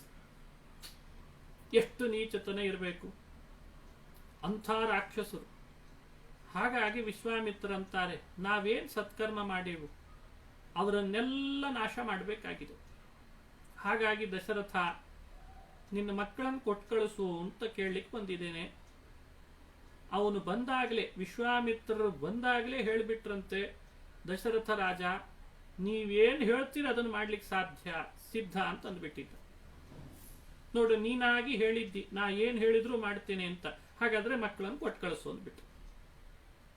ಒಂದು ಕ್ಷಣ ದಶರಥ ರಾಜ ಕಣ್ಣಿಗೆ ಕತ್ಲು ಬಂದ ಹಾಗಾಗಿ ಮೂರ್ಛನೆ ಬಿದ್ದಂತ. ಯಾಕಂದ್ರೆ ಸಣ್ಣ ವಯಸ್ಸಿನ ಮಕ್ಕಳನ್ನ ಕಾಡಿಗೆ ಕಳಿಸ್ಬೇಕು ಅಂತಿದಾರಲ್ಲ ವಿಶ್ವಾಮಿತ್ರರು, ಏನ್ ಮಾಡ್ಲಿ? ಸ್ವಲ್ಪ ಚೇತರಿಸ್ಕೊಂಡ. ಆಮೇಲೆ ವಶಿಷ್ಠ ಋಷಿಗಳಿಗೆ, ವಿಶ್ವಾಮಿತ್ರರಿಗೆ ಸಭೆಯಲ್ಲೇ ಹೇಳಿದ್ನಂತೆ, ನಿಮ್ಮ ರಾಕ್ಷಸರ ಸಂಹಾರದ ಕೆಲಸಕ್ಕಾಗಿ ಬೇಕಂದ್ರೆ ನಾನೇ ಬಂದ್ಬಿಡ್ತೇನೆ ಅನ್ನಂತ. ವಯಸ್ಸಾಗಿದೆ ದಶರಥನಿಗಾಗಲೇ, ಆಗ್ಲೂ ಅಷ್ಟು ಹುಮ್ಮಸ್ಸು ತೋರ್ತಾನೆ, ಮಕ್ಕಳಿಗೆ ಕಾಡಿಗೆ ಕಳಿಸ್ಲಿಕ್ಕೆ ಬೇಡ ಅಂತ. ಮಕ್ಕಳು ಸಣ್ಣ ವಯಸ್ಸು, ಇನ್ನೂ ಅವ್ರಿಗೇನ್ ತಿಳಿಯಲ್ಲ, ಕಾಡಿನಲ್ಲಿ ಉಪವಾಸ ವನವಾಸ ಅವ್ರು ಯಾಕೆ ಬೀಳ್ಬೇಕು, ಅಷ್ಟು ಮೋಹ ಮಕ್ಕಳ ಮೇಲೆ. ಆದ್ರೆ ವಿಶ್ವಾಮಿತ್ರರು ಕೆಂಡದಂತೆ ಆಗಿದ್ರಂತಾಗಲೇ, ಬೇಡ ಅಂತಂದು ಮಾತು ಕೇಳಿದ ಕೂಡಲೇ ಕೆಂಡ ಆದಾಗ. ಅಲ್ಲೇ ವಸಿಷ್ಠ ಋಷಿಗಳಿದ್ದವ್ರು ದಶರಥನಿಗೆ ಸಮಾಧಾನ ಮಾಡಿ ಹೇಳ್ತಾರೆ, ನೋಡು ದಶರಥ, ನಿನಗೆ ಗೊತ್ತಿಲ್ಲ ನಿನ್ನ ಮಕ್ಕಳು ಯಾರು ಅಂತ. ರಾಮಂ ಸಾಕ್ಷಾತ್ ಶ್ರೀ ರಾಮಚಂದ್ರ ವಿಷ್ಣುವಿನ ಅವತಾರ, ಸರ್ವ ತೇಜಸ್ಸು ಅವನಲ್ಲಿದೆ, ಎಲ್ಲರನ್ನ ಮಟ್ಟ ಹಾಕುವವ ಶಕ್ತಿ ಅವನಲ್ಲಿದೆ, ಭೂಭಾರ ಹರಣ ಮಾಡ್ಲಿಕ್ಕೆ ಬಂದವ. ಹಾಗಾಗಿ ಅವನನ್ನ ಕೊಟ್ಕಳಿಸ್ಬಿಡು ವಿಶ್ವಾಮಿತ್ರ ಜೊತೆಗೆ, ಏನ್ ಚಿಂತೆ ಪಡಬೇಡ ಅಂತ ಹೇಳಿದ್ರಂತ. ಈ ಸಂದರ್ಭ ರಾಮಾಯಣದಲ್ಲಿ ಬರ್ತದೆ. ಇದನ್ನ ನೋಡಿ ಆದ್ರೂ ರಾಮ ಎಷ್ಟು ದೊಡ್ಡ ವ್ಯಕ್ತಿ ಅಂತ ಅನುಸಂಧಾನ ಮಾಡ್ಲಿಕ್ಕೆ ಬರ್ತದೆ. ಸರಿ, ದಶರಥ ಬೇಡ ಬೇಡ ಅಂದ್ರು ವಿಶ್ವಾಮಿತ್ರರ ಶಾಪಕ್ಕೆ ಭಯಪಟ್ಟು, ಇನ್ನು ಸರಿ ಏನೋ ಒಂದಿಷ್ಟು ವಿದ್ಯೆನೂ ಹೇಳ್ಕೊಡ್ತಾರೆ ವಿಶ್ವಾಮಿತ್ರರು, ಕಳಿಸಲೇಬೇಕಿಲ್ಲ ಈಗ ಅಂತ ಮನಸ್ಸಿಲ್ದಿದ್ರು ಕೂಡ ಗಟ್ಟಿ ಮನಸ್ಸು ಮಾಡ್ದ. ಅಂತೂ ವಶಿಷ್ಠ ಋಷಿಗಳು ಹೇಳೇ ಹೇಳ್ತಾರೆ, ಆದ್ರೂ ಎಲ್ಲೋ ಒಂದ್ ಕಡೆ ಮನಸ್ಸೊಳಗಿತ್ತು ಬೇಡ ಬೇಡ ಅಂತ ಕೊಟ್ಕಳಿಸಿದ ಅಂತ. ರಾಮ ಲಕ್ಷ್ಮಣರು ತಯಾರಾದ್ರು ಹೋಗ್ಲಿಕ್ಕೆ, ಗುರುಗಳನ್ನು ಹಿಂಬಾಲಿಸ್ಕೊಂಡು ಹೊರಟರು ಕಾಡಿಗೆ ಅಂತ ರಾಮಾಯಣದಲ್ಲಿ ಕಥೆ ನೋಡ್ತೀವಿ. ಇದು ನಮಗ್ ಕೊಡುವಂತಹ ಮತ್ತೊಂದು ಸಂದೇಶ. ಮಕ್ಕಳನ್ನ ವಿದ್ಯಾಭ್ಯಾಸಕ್ಕೆ, ಗುರುಗಳ ಅನುಸರಣೆ ಮಾಡಲಿಕ್ಕೆ, ಗುರುಕುಲಕ್ಕೆ ಕಳಿಸುವಂತಹ ಆಲೋಚನೆ ನಾವಿವತ್ತು ಕೂಡ ಮಾಡಬೇಕು. ಎಷ್ಟು ಮನೆಯಲ್ಲೇ ಇಟ್ಟು ವಿದ್ಯೆ ಹೇಳ್ಕೊಡ್ತೇವೆ ಅಂತೆಲ್ಲ ಅದು ಕಡಿಮೆನೆ ಅಂತ. ಸುಶಿಕ್ಷಿತರನ್ನಾಗಿ, ಬಹುದೊಡ್ಡ ವಿದ್ಯಾವಂತನನ್ನಾಗಿ ಮಾಡ್ಲಿಕ್ಕೆ ಅವಕಾಶ ಇರೋದು ಮನೆ ಬಿಟ್ಟು ಗುರುಕುಲಕ್ಕೆ ಕಳಿಸಿದಾಗಲೇ ಇರೋದು. ಇಂಥ ತಿಳುವಳಿಕೆಯನ್ನು ಕೂಡ ರಾಮ ತನ್ನ ಬಾಲ್ಯಲೀಲೆಗಳಲ್ಲೇ ತೋರಿಸಿದ, ತನ್ನ ಕೈಶೋರಾವಸ್ಥೆಯಲ್ಲಿ ತೋರಿಸಿದ ಅಂತ ರಾಮಾಯಣ ಸಂದೇಶವಾಗಿ ತಿಳಿಸ್ತಾ ಇತ್ತು. ಸರಿ, ವಿಶ್ವಾಮಿತ್ರರು ರಾಮ ಲಕ್ಷ್ಮಣರನ್ನ ಕರೆದುಕೊಂಡು ಅವತ್ತು ಅಯೋಧ್ಯ ಪಟ್ಟಣ ದಾಟಿ ಹೊರಟಿದ್ದಾರೆ. ಹೊರಟಾಗ ಸರಿಯು ನದಿ ಮೊದಲು ಬಂತು. ಅಯೋಧ್ಯೆ ಪ್ರಾಂತದಲ್ಲಿ ಸರಿಯು, ಆ ಸರಿಯು ದಾಟಿ ಮುಂದೆ ಸಂಚರಿಸಬೇಕು. ಸರಿಯು ನದಿಯಲ್ಲಿ ದಾಟುವಾಗ ರಾಮನಿಗೆ ಸರಿಯು ನದಿಯ ಬಗ್ಗೆ ಕೇಳಬೇಕು ಅಂತ ಆಸೆ ಆಯಿತು. ಇದು ಎಲ್ಲಿಂದ ಬರ್ತದೆ ಸರಿಯು ನದಿ, ಎಷ್ಟು ದೂರ ಹರಿತದಿದು, ಏನಿದ್ರದ್ದು ಮಹಿಮೆ ಅಂತ ಕೇಳಿದ್ರಂತೆ. ರಾಮ ಲಕ್ಷ್ಮಣರಿಗೆ ವಿಶ್ವಾಮಿತ್ರರು ಆ ಎಲ್ಲ ಪರಿಸರದಲ್ಲಿ ಏನೇನು ಮಹತ್ತರವಾದ ಸಂಗತಿಗಳಿರ್ತಾವೆ ಅವನ್ನ ಕಥಾರೂಪದಲ್ಲಿ ಹೇಳ್ತಾ ಹೊರಟಿದ್ದಾರೆ ಅಂತ ವಾಲ್ಮೀಕಿಗಳ ವರ್ಣನೆ. ಇದು ನಾವು ಕಲಿಬೇಕಾದ ಪಾಠ. ದೇಶ ಸುತ್ತುತ್ತೇವೆ, ಅಲ್ಲಲ್ಲಿ ಮಹತ್ತರವಾದಂತಹ ಸ್ಥಳಗಳಿಗೆ ಹೋಗ್ತೇವೆ ಅಂದ್ರೆ ಆ ಸ್ಥಳಗಳ ಮಹಿಮೆನೂ ತಿಳಿದುಕೊಂಡೇ ಹೋಗ್ತಿರ್ಬೇಕು. ಅದರಿಂದ ಬೇರೆ ಬೇರೆ ರೀತಿಯಾಗಿ ನಮಗೆ ಪ್ರಭಾವ ಬೀರ್ತದೆ. ಅದು ಈಗ ಗೊತ್ತಾಗಲ್ಲ, ಅದು ಕೇಳಿರ್ತೇವೆ, ಅದು ಇನ್ಯಾವಾಗಲೂ ಪ್ರಭಾವ ಬೀರ್ತದೆ. ಆಗ ವಿಶ್ವಾಮಿತ್ರರು ಸರಿಯು ನದಿ ಎಲ್ಲಿಂದ ಬರ್ತದೆ ಅನ್ನೋದರ ಘಟನೆಯನ್ನೆಲ್ಲ ಹೇಳ್ತಾ ಬರ್ತಾರೆ. ಮಾನಸ ಅಂತ ಒಂದು ಸರೋವರ ಇದೆ. ಆ ಮಾನಸ ಸರೋವರವನ್ನ ಮಾಡಿದ್ದು ಚತುರ್ಮುಖ ಬ್ರಹ್ಮದೇವರು. ಆ ಸರೋವರದಲ್ಲಿ ನೀರು ಯಾವಾಗ ಸರೋವರ ತುಂಬಿದ ಮೇಲೂ ಕೂಡ ಅದು ಹರಿಲಿಕ್ಕೆ ಶುರು ಆಗ್ತದೆ, ಓವರ್ ಫ್ಲೋ ಅಂತ ಇರ್ತಾರೆ. ಹಾಗೆ ಮಾನಸ ಸರೋವರ ಯಾವಾಗ ತುಂಬಿ ತುಳುಕ್ತದೋ ಆವಾಗ ಅಲ್ಲಿಂದ ನೀರು ಹರಿಲಿಕ್ಕೆ ಶುರು ಮಾಡ್ತದೆ. ಅಲ್ಲಿಂದ ಹರ್ಕೊಂಡು ಬರುವಂತಹ ನೀರು ಗೋಮಂತಕ ಪರ್ವತದ ಹತ್ರ ಹರಿಲಿಕ್ಕೆ ಶುರು ಮಾಡುತ್ತದೆ, ಬಂದು ಅದು ಅಯೋಧ್ಯೆ ಹತ್ರ ಸೇರ್ತದೆ. ಆದ್ರೆ ಸರ ಅಂದ್ರೆ ಸಂಸ್ಕೃತದಲ್ಲಿ ಸರ ಶಬ್ದಕ್ಕೆ ಸರೋವರ ಅಂತ ಅರ್ಥ ಇದೆ. ಮಾನಸ ಸರೋವರ ಅಂತಂದ್ರೆ ಮಾನಸ ಸರೋವರದಿಂದ ಹರಿಲಿಕ್ಕೆ ಪ್ರಾರಂಭ ಮಾಡಿದೆ, ಆದ್ರಿಂದ ಮಾನಸ ಸರೋವರ. ಹಾಗಾಗಿ ಅದನ್ನ ನಾವು ಮಾನಸ ಸರೋವರ ಅಂತ ಕರೆಯೋ ಉದ್ದೇಶವೇ ಅದು. ಅದನ್ನ ಕಥೆ ಬಹಳ ವಿಸ್ತಾರವಾಗಿ ಹೇಳ್ತದೆ ರಾಮಾಯಣದೊಳಗೆ, ಅದನ್ನ ನಾವು ನೋಡಬಹುದು. ರಾಮ ವಿಶ್ವಾಮಿತ್ರರಿಂದ ಅದನ್ನು ತಿಳಿದ. ಮುಂದೆ ಪ್ರಯಾಣ ಮಾಡ್ತಾ ಸರಿಯು ಉತ್ತರ ದಿಗ್ಭಾಗಕ್ಕೆ ಬಂದಿದ್ದಾರೆ. ಆ ಸರಿಯು ಉತ್ತರ ದಿಗ್ಭಾಗಕ್ಕೆ ಬಂದಾಗ ಅಲ್ಲಿ ವಿಶ್ವಾಮಿತ್ರ ಜೊತೆಯಲ್ಲಿ ರಾಮ ಇರುವಾಗಲೇ ಕೆಲವು ಮಂತ್ರೋಪದೇಶ ಮಾಡ್ತಾರೆ. ಆ ಮಂತ್ರಗಳು ಯಾವುದು ಅಂದ್ರೆ, ಒಂದು ಮಂತ್ರದ ಹೆಸರು ಬಲ ಅಂತ, ಇನ್ನೊಂದು ಮಂತ್ರದ ಹೆಸರು ಅತಿಬಲ ಅಂತ. ಬಲಾತಿ ಬಲ ನಾಮಾನವು, ಬಲ ಮತ್ತು ಅತಿಬಲ ಅಂತ ಎರಡು ಮಂತ್ರಗಳನ್ನು ಉಪದೇಶ ಮಾಡಿದ್ರು. ಕ್ಷುತ್ಪಿಪಾಸೆ ನ. ಈ ಮಂತ್ರೋಪದೇಶದ ಪ್ರಭಾವ, ಮಂತ್ರಗಳ ಪ್ರಭಾವ ಏನು ಅಂದ್ರೆ, ಒಂದು ಹಸಿವೆ ಮತ್ತು ನೀರಡಿಕೆಗಳಿಲ್ದಂತೆ ಮಾಡ್ತಿತ್ತಂತೆ. ಇನ್ನೊಂದು ಕಾಡಿನಲ್ಲಿ ಮುಂದೆ ಪ್ರಯಾಣ ಮಾಡಲಿಕ್ಕಿದೆ, ಹೋಗುವಾಗ ಬೇಕಾದಷ್ಟು ಕ್ರೂರ ಮೃಗಗಳು ಬರೋ ಸಂಭವ ಇರ್ತದೆ. ಅವುಗಳನ್ನೆಲ್ಲ ಯುದ್ಧ ಮಾಡಿ ಮಾಡಿ ತಡಿತಾ ಹೋದ್ರೆ ಮುಂದೆ ಸಾಗೋದು ಹೇಗೆ? ಹಾಗಾಗಿ ಕ್ರೂರ ಮೃಗಗಳು ಯಾವುದು, ಇವರನ್ನ ನೋಡೋ ಮಾತ್ರದಿಂದ ಅವು ಏನೂ ಮಾಡದಂತೆ, ಅವು ಸ್ತಬ್ಧ ಆಗಿ ಹೀಗೇ ನೋಡ್ತಾ ನಿಲ್ಬೇಕಂತೆ, ಏನೂ ಮಾಡದಂತೆ ಆಗ್ಬೇಕು. ಅವುಗಳ ಜೊತೆಗೆ ಇವರು ಯುದ್ಧ ಮಾಡೋದು ಬೇಕಿಲ್ಲ, ಅವು ಇವ್ರ ಮೇಲೆ ಹಾರೋ ಹಾಗಿಲ್ಲ. ಹಾಗೆ ಆ ಅತಿಬಲ ಅನ್ನುವಂಥ ಮಂತ್ರ ಪ್ರಾಣಿಗಳನ್ನ ನಿಗ್ರಹ ಮಾಡ್ತದೆ, ಪ್ರಾಣಿ ಸ್ತಂಭನ ಮಾಡ್ತದಂತೆ. ನೋಡಿ, ಇದು ಎಂಥ ಅದ್ಭುತ. ಅದನ್ನ ಉಪದೇಶ ಮಾಡಿದ್ರು ಅಂತ ರಾಮಾಯಣದಲ್ಲಿ ತಿಳಿಸ್ತಾರೆ. ತಾತ ಮಂತ್ರೋ ಪ್ರವಕ್ಷ್ಯಾಮಿ ಬಲಾಂ ಅತಿಬಲಾಮಪಿ ಕ್ಷುತ್ಪಿಪಾಸಾದಿ ಶಮನೋ ಬ್ರಹ್ಮೋಕ್ತೌ ಸರ್ವಕಾಮದೌ. ಬಲಾತಿಬಲ ನಾಮಾನೋ, ಬಲ ಮತ್ತು ಅತಿಬಲ ಅನ್ನೋ ಹೆಸರಿನ ಎರಡು ಮಂತ್ರಗಳನ್ನು ಕೊಟ್ಬಿಟ್ರಂತೆ. ನೋಡಿ, ಹೀಗೆ ವಿಶ್ವಾಮಿತ್ರರು ರಾಮಲಕ್ಷ್ಮಣರಿಗೆ ಸರಯೂ ನದಿಯ ತೀರದಲ್ಲಿ ಮಂತ್ರೋಪದೇಶ ಮಾಡಿ ಆಮೇಲೆ ಅವರು ಮುಂದೆ ಪ್ರಯಾಣ ಮಾಡಿದ್ರು ಅಂತ ರಾಮಾಯಣ ಸಂಗತಿಯನ್ನು ತಿಳಿಸ್ತದೆ. ಏನಿದರಿಂದ ನಾವು ತಿಳಿಬಹುದು ಸಂದೇಶವನ್ನ? ಬಲ ಹಾಗೂ ಅತಿಬಲ ಇದನ್ನು ಯಾವತ್ತೂ ಮರಿಬಾರದು ನಾವು. ಕ್ಷುತ್ಪಿಪಾಸೆ ನತೆ ರಾಮ ಭವಿಷ್ಯೇತೇ ನರೋತ್ತಮೇ ಅಂತ ವಾಲ್ಮೀಕಿ ಋಷಿಗಳು ಹೇಳ್ತಾರೆ. ಕ್ಷುತ್ಪಿಪಾಸೆ ನತೆ ರಾಮ, ಹೇ ರಾಮ, ಈ ಮಂತ್ರಗಳು ಎರಡನ್ನು ಕೊಡ್ತೇನಲ್ಲ, ನಿಮಗೆ ಹಸಿವೆ ನೀರಡಿಕೆಗಳೇ ಆಗಲ್ಲ. ಹಾಗಾಗಿ ಇಡೀ ರಾಮಾಯಣದೊಳಗೆಲ್ಲ ಆದ್ರೂ ರಾಮನಿಗೆ ಬಹಳ ಹಸಿವೆ ಆಗಿತ್ತು, ಮುಂದೆ ಹೆಜ್ಜೆ ಇಡ್ಲಿಕ್ಕೆ ಆಗ್ಲಿಲ್ಲ, ಬಹಳ ಸುಸ್ತಾಗಿ ಎಲ್ಲಾದ್ರೂ ಕುಳಿತುಕೊಂಡ ಅಂತ ರಾಮನ ಕಥೆ ಕೇಳಿದ್ರ? ಬಹಳ ನೀರಡಿಕೆ ಆಯ್ತು, ನೀರು ಕುಡಿಬೇಕು ಅಂತ ಪರಿತಪಿಸ್ತಿದ್ದ ರಾಮ ಅಂತ ಎಲ್ಲಾದ್ರೂ ಕೇಳಿದ್ರ? ಎಷ್ಟು ಕನ್ನಡದಲ್ಲಿ ರಾಮಾಯಣ ಬರೆದ್ರು, ಎಷ್ಟು ಬೇರೆ ಬೇರೆ ಭಾಷೆಯಲ್ಲಿ ರಾಮಾಯಣ ಬರೆದ್ರಲ್ಲ, ಈ ವಿಷಯದ ಬಗ್ಗೆ ಸ್ವಲ್ಪ ಆದ್ರೂ ಒಂಚೂರು ಅವಲೋಕನೆ ಮಾಡಬೇಕಾ ಬೇಡವೋ?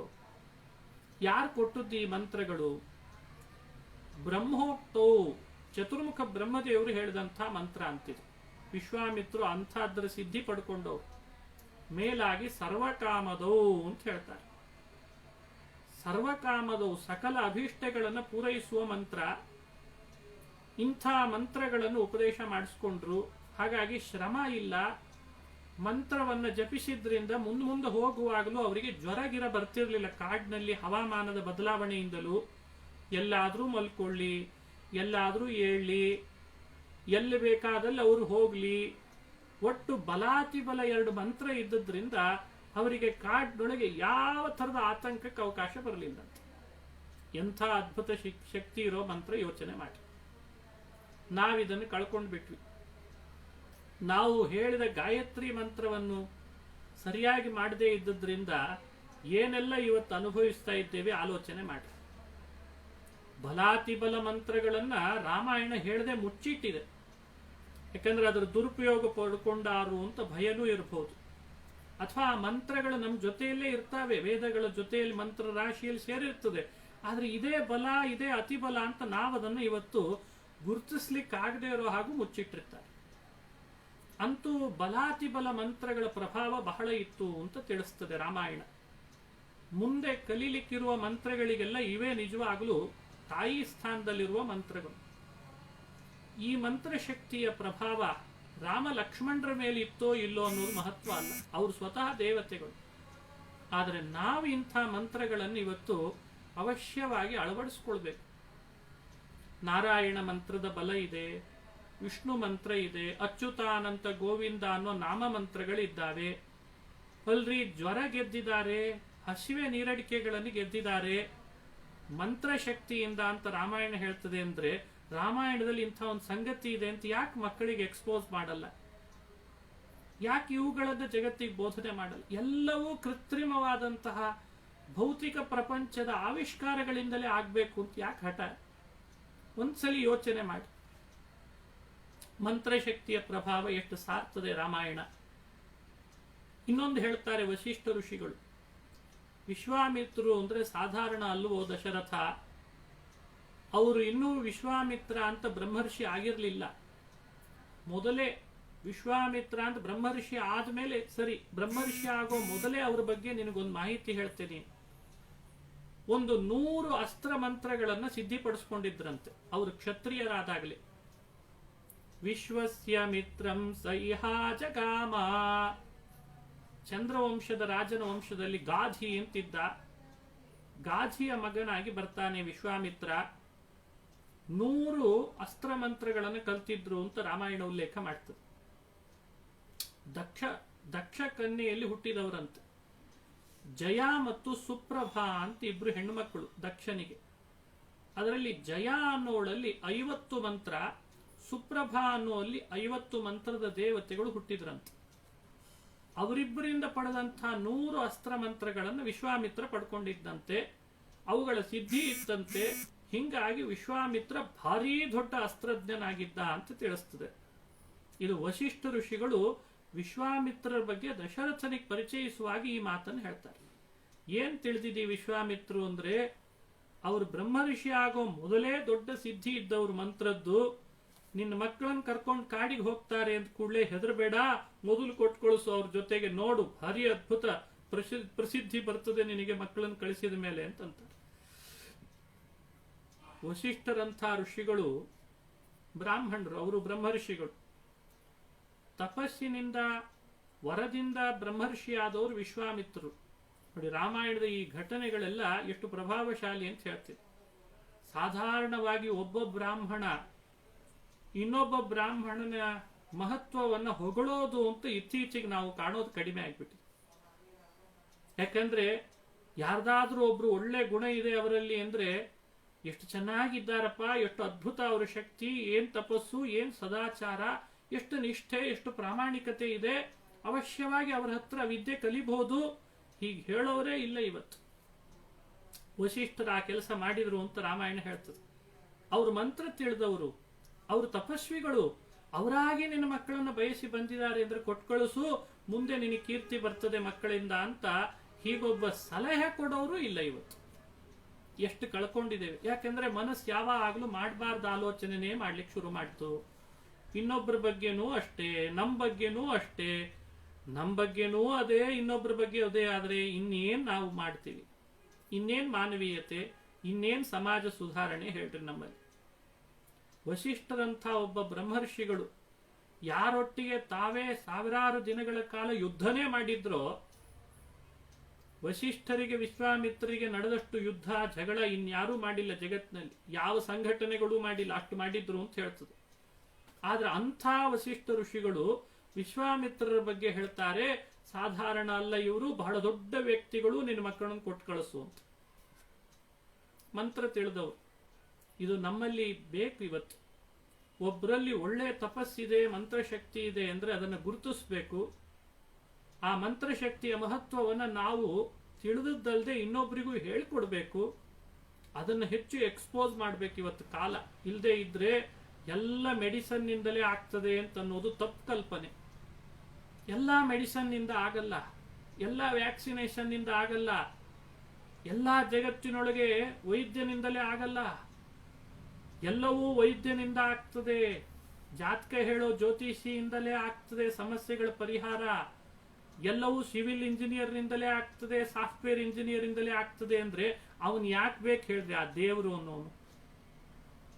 ಎಲ್ಲಾ ಸಮಸ್ಯೆಗಳ ಪರಿಹಾರವು ಸರ್ಕಾರದಿಂದಲೇ ಆಗ್ತದೆ, ರಾಜಕಾರಣಿಗಳಿಂದಲೇ ಆಗ್ತದೆ, ಲೋಕದಲ್ಲಿ ಮೊಬೈಲ್ ನಿಂದಲೇ ಆಗ್ತದೆ, ಇಂಟರ್ನೆಟ್ ನಿಂದಲೇ ಆಗ್ತದೆ ಅಂದ್ರೆ ಅವನು ಯಾಕೆ ಬೇಕವ?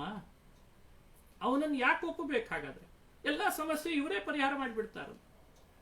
ಸ್ವಲ್ಪ ಆಲೋಚನೆ ಮಾಡ್ರಿ. ಹಿಂದಿನವರು ಇದಕ್ಕಿಂತ ಅತಿ ಹೆಚ್ಚು ತಮ್ಮ ಬದುಕಿನಲ್ಲಿ ದುರಂತಗಳನ್ನ, ವಿಘ್ನಗಳನ್ನ ನಾನಾ ರೀತಿಯಾಗಿ ಅನುಭವಿಸುವಾಗಲೂ ಹ್ಯಾಕ್ ಫೇಸ್ ಮಾಡಿದ್ದಾರೆ, ಯಾವ್ಯಾವ ಶಕ್ತಿಗಳಿಂದ ಆ ಕಾಲದಲ್ಲಿ ಅಂತ ರಾಮಾಯಣ ಮಹಾಭಾರತಗಳು ಕೊಡೋ ಸಂಗತಿಗಳನ್ನು ಯೋಚಿಸಿ ನಾವು ಒಂದು ಸ್ಟೆಪ್ ತಗೊಳ್ಳೋದನ್ನು ಕಲಿಬೇಕು. ಬರ್ಲಿ, ಏನ್ ಬರ್ತದೆ ಬರ್ಲಿ.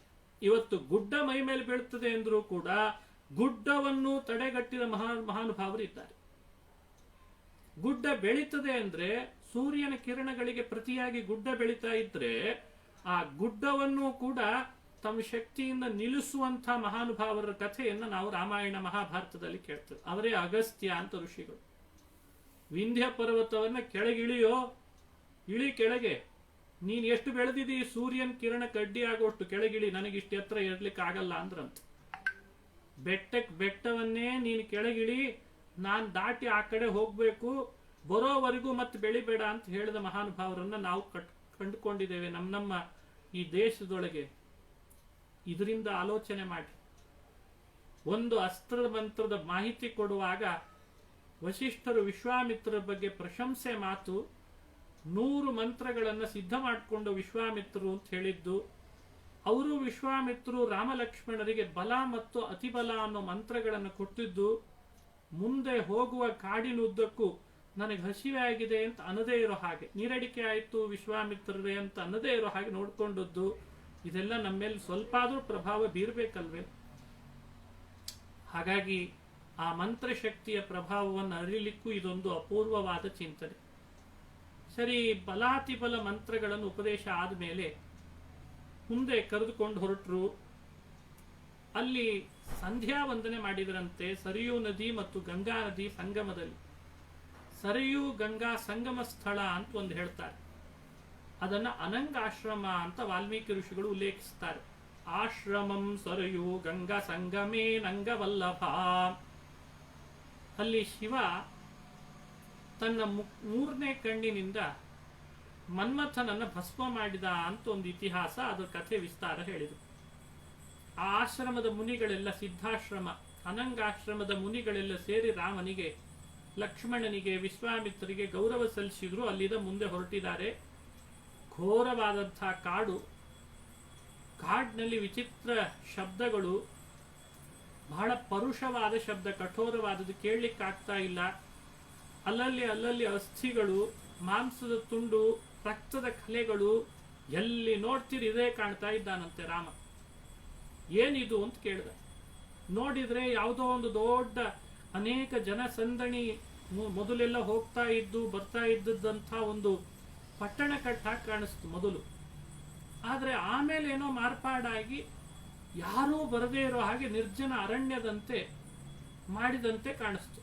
ಮೊದಲೊಂದು ಒಳ್ಳೆ ಪಟ್ಟಣ ಇತ್ತು ಅನ್ನಿಸ್ತು. ಆಮೇಲೆ ನೋಡ್ತಾನೆ ಅದು ಎಲ್ಲ ಹಾಳಾಗಿ ಹೋಗಿದೆ. ಯಾರಿಂದ ಆಗಿದೆ, ಏನಿದು, ಯಾಕೆ ಹೀಗೆ ಕಾಣಿಸ್ತಾ ಇದೆ, ಪೂರ್ಣ ಸ್ಮಶಾನ ಆದಾಗ ಆಗಿದೆ ಅಲ್ಲ, ಯಾಕೆ ಅಂತ ಕೇಳ್ತಾನೆ. ಏನಿದು, ಇದರ ಮಹಿಮೆ ಏನು ಅಂತ ಕೇಳಿದ. ಆಗೊಂದು ಘಟನೆ ಹೇಳ್ತಾರೆ ವಿಶ್ವಾಮಿತ್ರ. ರಾಮ, ನೀನ್ ಕೇಳದಂತೆ ಇದು ಹಿಂದೆ ಬಹಳ ದೊಡ್ಡ ಕ್ಷೇತ್ರವಾಗಿತ್ತು. ಆ ಕ್ಷೇತ್ರದ ಹೆಸರು ಕರುಷ ಮತ್ತು ಮಲದ ಅಂತ ಉಲ್ಲೇಖ ಮಾಡ್ತದೆ ರಾಮಾಯಣ. ಕರುಷ ಮಲದ ಅನ್ನೋ ಹೆಸರು ಬರ್ಲಿಕ್ಕೆ ಏನ್ ಕಾರಣ, ಅದರ ಹಿನ್ನೆಲೆ ಏನು ಅಂತ ತಿಳಿಸ್ತಾರೆ. ಮಲದಾಶ್ಚ ಕರುಷಾಶ್ಚ ಸ್ಫೀತ ಇಂದ್ರ ಪ್ರಸಾದತಃ. ನೋಡಿ, ಅರ್ಥ ಮಾಡ್ಕೊಳ್ಳೋಣ ರಾಮಾಯಣವನ್ನ. ಹಿಂದೆ ದೇವೇಂದ್ರ ಒಬ್ಬ ಬ್ರಾಹ್ಮಣನನ್ನ ಹತ್ಯೆ ಮಾಡಿದ ಅಂತ ಬ್ರಹ್ಮಹತ್ಯೆ ಬಂತವನಿಗೆ. ಆ ಬ್ರಹ್ಮಹತ್ಯೆ ಪಾಪ ಅವನನ್ನು ಅಟ್ಟಿಸ್ಕೊಂಡು ಬರ್ತಿದೆ. ಒಂದಿಷ್ಟು ನೀರಿಗೆ, ಭೂಮಿಗೆ, ಮರಗಳಿಗೆ ವಿಭಾಗ ಮಾಡಿ ಕೊಟ್ಟಿದ್ದ ಬ್ರಹ್ಮಹತ್ಯೆಯನ್ನು. ಆದರೆ ಆ ಬ್ರಹ್ಮಹತ್ಯಾ ದೋಷ, ಆ ಪಾಪ ಇನ್ನೂ ಉಳಿಕೊಂಡಿತ್ತಂತ. ಹಾಗೆ ಉಳಿದದ್ದು ಅಂದ್ರೆ ಅದರ ಜಿಡ್ಡು ಅಂತ ಅರ್ಥ. ಈ ಎಣ್ಣೆ ಪಾತ್ರೆಯಿಂದ ಎಣ್ಣೆ ಬಗಿಸಿದ ಮೇಲೆ ಸ್ವಲ್ಪ ಜಿಡ್ಡು ಉಳ್ಕೊಳ್ತದಲ್ಲ, ಹಾಗೆ ಪಾಪ ಹೋಗಿದ್ರೂ ಸ್ವಲ್ಪ ಜಿಡ್ಡು ಉಳಿದಾಗ ಉಳಿದಿತ್ತಂತೆ. ಅದು ಅವನಿಗೆ ಮನಸ್ಸಿಗೆ ವ್ಯಥೆ ಆಗ್ತಾ ಇತ್ತು ಇಂದ್ರನಿಗೆ. ನೋಡಿ, ಮನುಷ್ಯ ಪಾಪ ಮಾಡಿದ್ದನ್ನ ಸಮೂಲ ಕಳ್ಕೊಳ್ಳದೆ ಇದ್ರೆ ಎಷ್ಟೋ ರೋಗಗಳು ಬರ್ತಾವೆ. ಅದು ಪೂರ್ಣ ವಾಸಿ ಆಗದಿದ್ದಾಗ ಸ್ವಲ್ಪ ಇನ್ನು ಹಿಂಸೆ ಒಳಗಡೆ ಇದ್ದೇ ಇರ್ತದೆ, ಕಾಡ್ತಾ ಇರ್ತದೆ. ಆಗ ಆ ಪಾಪ ಜಿಡ್ಡಿನಂತೆ ಸ್ವಲ್ಪ ಉಳಿದಿತ್ತು ಇಂದ್ರನಿಗೆ. ವ್ಯಥೆ ಪಡ್ತಾ ಇದ್ದ, ಏನಾದ್ರೂ ಮಾಡಿ ಇದನ್ನು ಪರಿಹರಿಸ್ಕೊಳ್ಬೇಕು. ಆವಾಗ ಋಷಿಗಳಿಗೆ ಕೇಳ್ದ, ಬ್ರಹ್ಮದೇವರಿಗೆ ಕೇಳ್ದ. ಬ್ರಹ್ಮದೇವರು ಸಲಹೆ ಕೊಟ್ರಂತೆ, ನೀನು ಹೋಗಿ ವೇದ ಮಂತ್ರಗಳ ಮೂಲಕ ನೀರನ್ನು ಅಭಿಮಂತ್ರಣ ಮಾಡಿಸು ವೇದ ತಿಳಿದ ವಿಪ್ರರಿಂದ. ಆ ಅಭಿಮಂತ್ರಣ ಮಾಡಿದ ನೀರನ್ನು ಅಭಿಷೇಕ ಮಾಡಿಸ್ಕೊ. ಅಭಿಷೇಕ ಮಾಡಿಸ್ಕೊಳ್ಳೋದ್ರಿಂದ ನಿನ್ನ ಈ ಪಾಪದ ಜಿಡ್ಡೆಲ್ಲ ಕಳೆದು ಹೋಗ್ತದೆ ಅಂತ ಬ್ರಹ್ಮದೇವರು ಹೇಳಿಕೊಟ್ರಂತೆ. ಸರಿ, ಬ್ರಹ್ಮದೇವರ ಮಾತನ್ನು ತೆಗೆದುಹಾಕುವ ಹಾಗಿಲ್ಲ. ಆತ ಭೂಮಿಗೆ ಬಂದ, ಎಲ್ಲ ವೇದ ತಿಳಿದ ವಿಪ್ರರನ್ನು ಸೇರಿಸಿದ. ನೀವು ಪಾಪದ ಜಿಡ್ಡು ಕಳಿಲಿಕ್ಕಿರುವ ಮಂತ್ರಗಳನ್ನೆಲ್ಲ ಹೇಳಿ ವೇದವನ್ನ ನೀರಿನಿಂದ ನನಗೆ ಅಭಿಷೇಕ ಮಾಡ್ರಿ ಅಂತಂದ. ನೋಡ್ರಿ, ಇಲ್ಲೂ ಮತ್ತೆ ವೇದ ಮಂತ್ರದ ತಾಕತ್ತು, ಶಕ್ತಿ ಎಂಥದ್ದು ಅಂತ ಗೊತ್ತಾಗ್ತದೆ ರಾಮಾಯಣದಿಂದ. ಸರಿ ಅಂತಂದ್ರು. ಎಲ್ಲ ಋಷಿ ಮುನಿಗಳು ಸೇರಿ, ದೊಡ್ಡ ದೊಡ್ಡ ಋಷಿಗಳು, ಇಂದ್ರ ಕರೆ ಕೊಟ್ಟಿದ್ದಾನೆ ಅಂತ ಋಷಿ ಮುನಿಗಳೆಲ್ಲ ಸೇರಿ ನೀರನ್ನು ಅಭಿಮಂತ್ರಣ ಮಾಡಿ ಅವನಿಗೆ ಅಭಿಷೇಕ ಮಾಡಿದ್ರು, ಅವನ ಪಾಪದ ಜಿಡ್ಡೆಲ್ಲ ಹೋಗಲಿ ಅಂತ. ಆ ಪಾಪದ ಜಿಡ್ಡು ಹೋಗ್ಲಿ ಎಂದಾಗ ಅಭಿಷೇಕ ಮಾಡಿದ ನೀರೆಲ್ಲ ಅವನ ಮೈ ಮೇಲೆ ಬಿದ್ದು ಹೊರ ಬರ್ತಿತ್ತಲ್ಲ, ಅದು ಕಪ್ಪಾಗಿ ಬರ್ತಿತ್ತಂತ. ಅದು ಕಪ್ಪು ಅಂದ್ರೆ ಆ ಪಾಪವೇ ಒಂದರ್ಥದಲ್ಲಿ ಕಪ್ಪಾಗಿ ಅವನ ತೊಳ್ಕೊಂಡು ಬಂತು. ಅದು ನೀರೆಲ್ಲ ಬಂದು ಸೇರಿದ್ದು ಭೂಮಿಯಲ್ಲಿ ಸೇರ್ತು. ಯಾವ ಭೂಮಿಯ ಮೇಲೆ ಆ ಕಪ್ಪು ನೀರು ಬಿತ್ತಲ್ಲ, ಭೂಮಿಯ ಮೇಲೆ ಆ ಕಲೆ ಉಳಿತಂತೆ. ಅದಕ್ಕೆ ಕರುಷ ಅಂತ ಹೆಸರು ಬಂತಂತೆ. ಕರುಷ ಇಂದ್ರನೊಳಗಿದ್ದ ಪಾಪದ ಮಲವನ್ನ ದ ಅಂದ್ರೆ ಖಂಡಿಸಿತು, ಆದ್ರಿಂದ ಅದನ್ನ ಮಲದ ಅಂತ ಕರೆದಿದ್ದಾರೆ ಹಿರಿಯರು. ಮಲದ ಹಾಗೂ ಕರುಷ ಅಂತ ಎರಡು ಕ್ಷೇತ್ರಗಳು.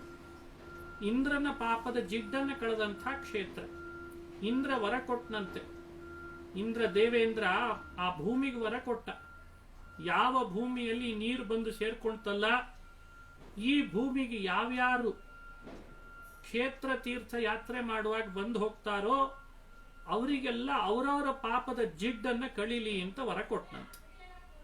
ಅವಾಗಿಂದ ಅವೆರಡು ಬಹಳ ದೊಡ್ಡ ಕ್ಷೇತ್ರಗಳಾಗಿ ಮಾರ್ಪಾಡಾಗಿದ್ದು. ಬಹಳ ಹಿಂದಿನ ಕಥೆ ಇದು. ಇಂಥ ಕ್ಷೇತ್ರಗಳಿಗೆ ಬಂದು ಹೋಗೋರು ಜಾಸ್ತಿ ಆಗಿದ್ರು. ಯಾತ್ರಿಕರು ತಾಟಕ್ಕೆ ಅಲ್ಲಿ ಸೇರ್ಕೊಂಡ್ಲಂತೆ. ಯಾರ್ಯಾರು ಯಾತ್ರಿಕರು ಅಂತ ಬರ್ತಾರೆ ಅವರನ್ನೆಲ್ಲ ತಿನ್ನೋದು, ತನ್ನ ಆಹಾರ ಮಾಡ್ಕೊಂಡ್ಬಿಟ್ರು. ಇಡೀ ಆ ಎರಡೂ ಕರುಷ ಮಲದಗಳನ್ನ ತನ್ನ ಆಹಾರದ ಭೂಮಿ ಅಂತ ಮಾಡಿ ನರಭಕ್ಷಕಿ ಅವಳು ಎಲ್ಲರನ್ನ ತಿಂದು ಹಾಕಿ ಅವರವರನ್ನ ತಿನ್ನೋದು, ಅವರ ಅಸ್ಥಿಗಳನ್ನು ಮಾತ್ರ ಅಲ್ಲಿ ಅಸ್ಥಿಗಳನ್ನು ಎಸೆಯೋದು.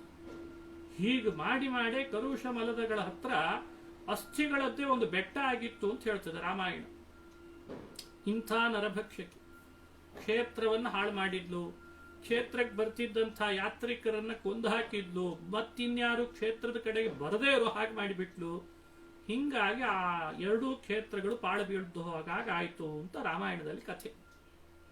ಇನ್ನೂ ಸ್ವಾರಸ್ಯ ಹೇಳ್ತದೆ. ಇನ್ನೂ ಸ್ವಲ್ಪ ಒಳಗಿಳಿದು ಅಧ್ಯಯನ ಮಾಡಬೇಕು ರಾಮಾಯಣವನ್ನ ನಾವು. ಆ ಇಂದ್ರನಿಗೆ ವೇದ ಮಂತ್ರಗಳಿಂದ ಅಭಿಮಂತ್ರಿಸಿ ನೀರನ್ನು ಹಾಕಿದ್ರು ಅಂತ ಹೇಳಿದ್ರಲ್ಲ, ಆ ವೇದ ಮಂತ್ರಗಳು ಯಾವುದವು? ಇವತ್ತದು ಇದೇನಾ ಅಂದ್ರೆ ಬಲ ಅತಿಬಲಗಳ ಮಂತ್ರಗಳು ಸಿಗದೆ ಇದ್ರೆ ಬೇಡ. ಆದ್ರೆ ಈ ವೇದ ಮಂತ್ರ ಇವತ್ತಿಗೂ ಇದೆ. ಅದನ್ನೇ ನಮ್ಮ ಪ್ರಾಚೀನರು ಸಂಧ್ಯಾ ವಂದನದಲ್ಲಿ ಮಾರ್ಜನ ಮಂತ್ರ ಅಂತ ಮಾಡಿಟ್ರಂತ. ಇಂದ್ರನ ಪಾಪದ ಜಿಡ್ಡನ್ನ ಕಳೆದ ಮಂತ್ರಗಳಿವು. ಇವುಗಳ ಶಕ್ತಿ ಬಹಳ. ಇವತ್ತಿಗೂ ಕೂಡ ಅದೇ ಮಂತ್ರದಿಂದ ಸಂಧ್ಯಾ ವಂದನೆಯಲ್ಲಿ ಎಲ್ಲರೂ ಮಾರ್ಜನ ಮಾಡ್ಕೊಳ್ಳೋ ಹಾಗೆ ಮಾಡಿದ್ರಂತೆ.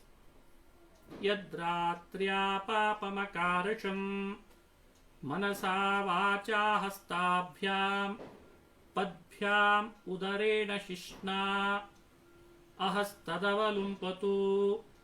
ಸಾಯಂಕಾಲ ಆದಾಗ ಅಹಸ್ತದವಲುಂಪತು ಅಂತಂತಾರೆ. ಆಪೋಹಿಷ್ಠಾಮಯೋ ಭುವಸ್ತಾನ ಊರ್ಜೇ ದಧಾತನ ಮಹೇರಣಾಯ ಚಕ್ಷಸೆ ಯೋ ವಶಿವತಮೋರಸಸ್ತಸ್ಯ ಭಾಜಯತೆ ಹನಃ ಉಷತೀರಿವ ಮಾತರಃ ತಸ್ಮಾ ಅರಂಗಮಾಮವೋ ಯಸ್ಯ ಕ್ಷಯಾಯ ಜಿನ್ವಥ. ಈ ಮಂತ್ರಗಳು, ಈ ಮಂತ್ರಗಳನ್ನು ಹೇಳೇನೆ ಅವತ್ತು ಇಂದ್ರನ ದೇಹದಲ್ಲಿ ಜಿಡ್ಡಿನಂತೆ ಸೇರಿದಂತಹ ಪಾಪದ ಜಿಡ್ಡನ್ನ ಕಳಿತು ಅಂತ ಹೇಳ್ತಾರೆ. ಆ ನೀರಿನಿಂದ ಕಳೆದದ್ದಂತೆ. ಹಾಗಾಗಿ ಎಲ್ಲ ಹಿರಿಯರು ಸೇರಿ ತೀರ್ಮಾನ ಮಾಡಿದ್ರು, ಪಾಪ ಜಿಡ್ಡು ಕಳೆಯುವ ಶಕ್ತಿ ಇದೆ ಇದಕ್ಕೆ, ದಿನನಿತ್ಯ ಪ್ರತಿಯೊಬ್ಬರು ಈ ನೀರನ್ನ, ಆ ಅಭಿಮಂತ್ರಿಸಿದ ನೀರನ್ನ ಹಾಗೆ ಪ್ರೋಕ್ಷಣೆ ಮಾಡಿಕೊಂಡು ತಮ್ಮ ಪಾಪದ ಜಿಡ್ಡನ್ನು ಕಳೆದುಕೊಳ್ಳಿ, ನಿಷ್ಪಾಪಿಗಳಾಗ್ಲಿ ಅಂತ ಮಾಡಿಟ್ರಂತೆ. ಎಷ್ಟು ರಹಸ್ಯ ಇದೆ ನೋಡ್ರಿ. ಹಾಗಾಗಿ ಸಂಧ್ಯಾ ವಂದನೆಯಲ್ಲಿ ಬರುವ ಮಾರ್ಜನ ಮಂತ್ರಗಳು ಸಾಧಾರಣ ಅಲ್ಲ, ಸಕಲ ಪಾಪಗಳನ್ನು ಕಳೀತದೆ. ಅದನ್ನು ಮಾಡಿಕೊಂಡ್ರೆ ಸರಿಯಾಗಿ ಮಡಿಯಾದ್ವಿ ಅಂತ ಅರ್ಥ. ಸುಮ್ಮನೆ ಮೈ ತುಂಬ ತಣ್ಣೀರು ಹಾಕೊಂಡು ಬಂದ್ಬಿಟ್ರೆ ಮಡಿ ಅಲ್ಲ.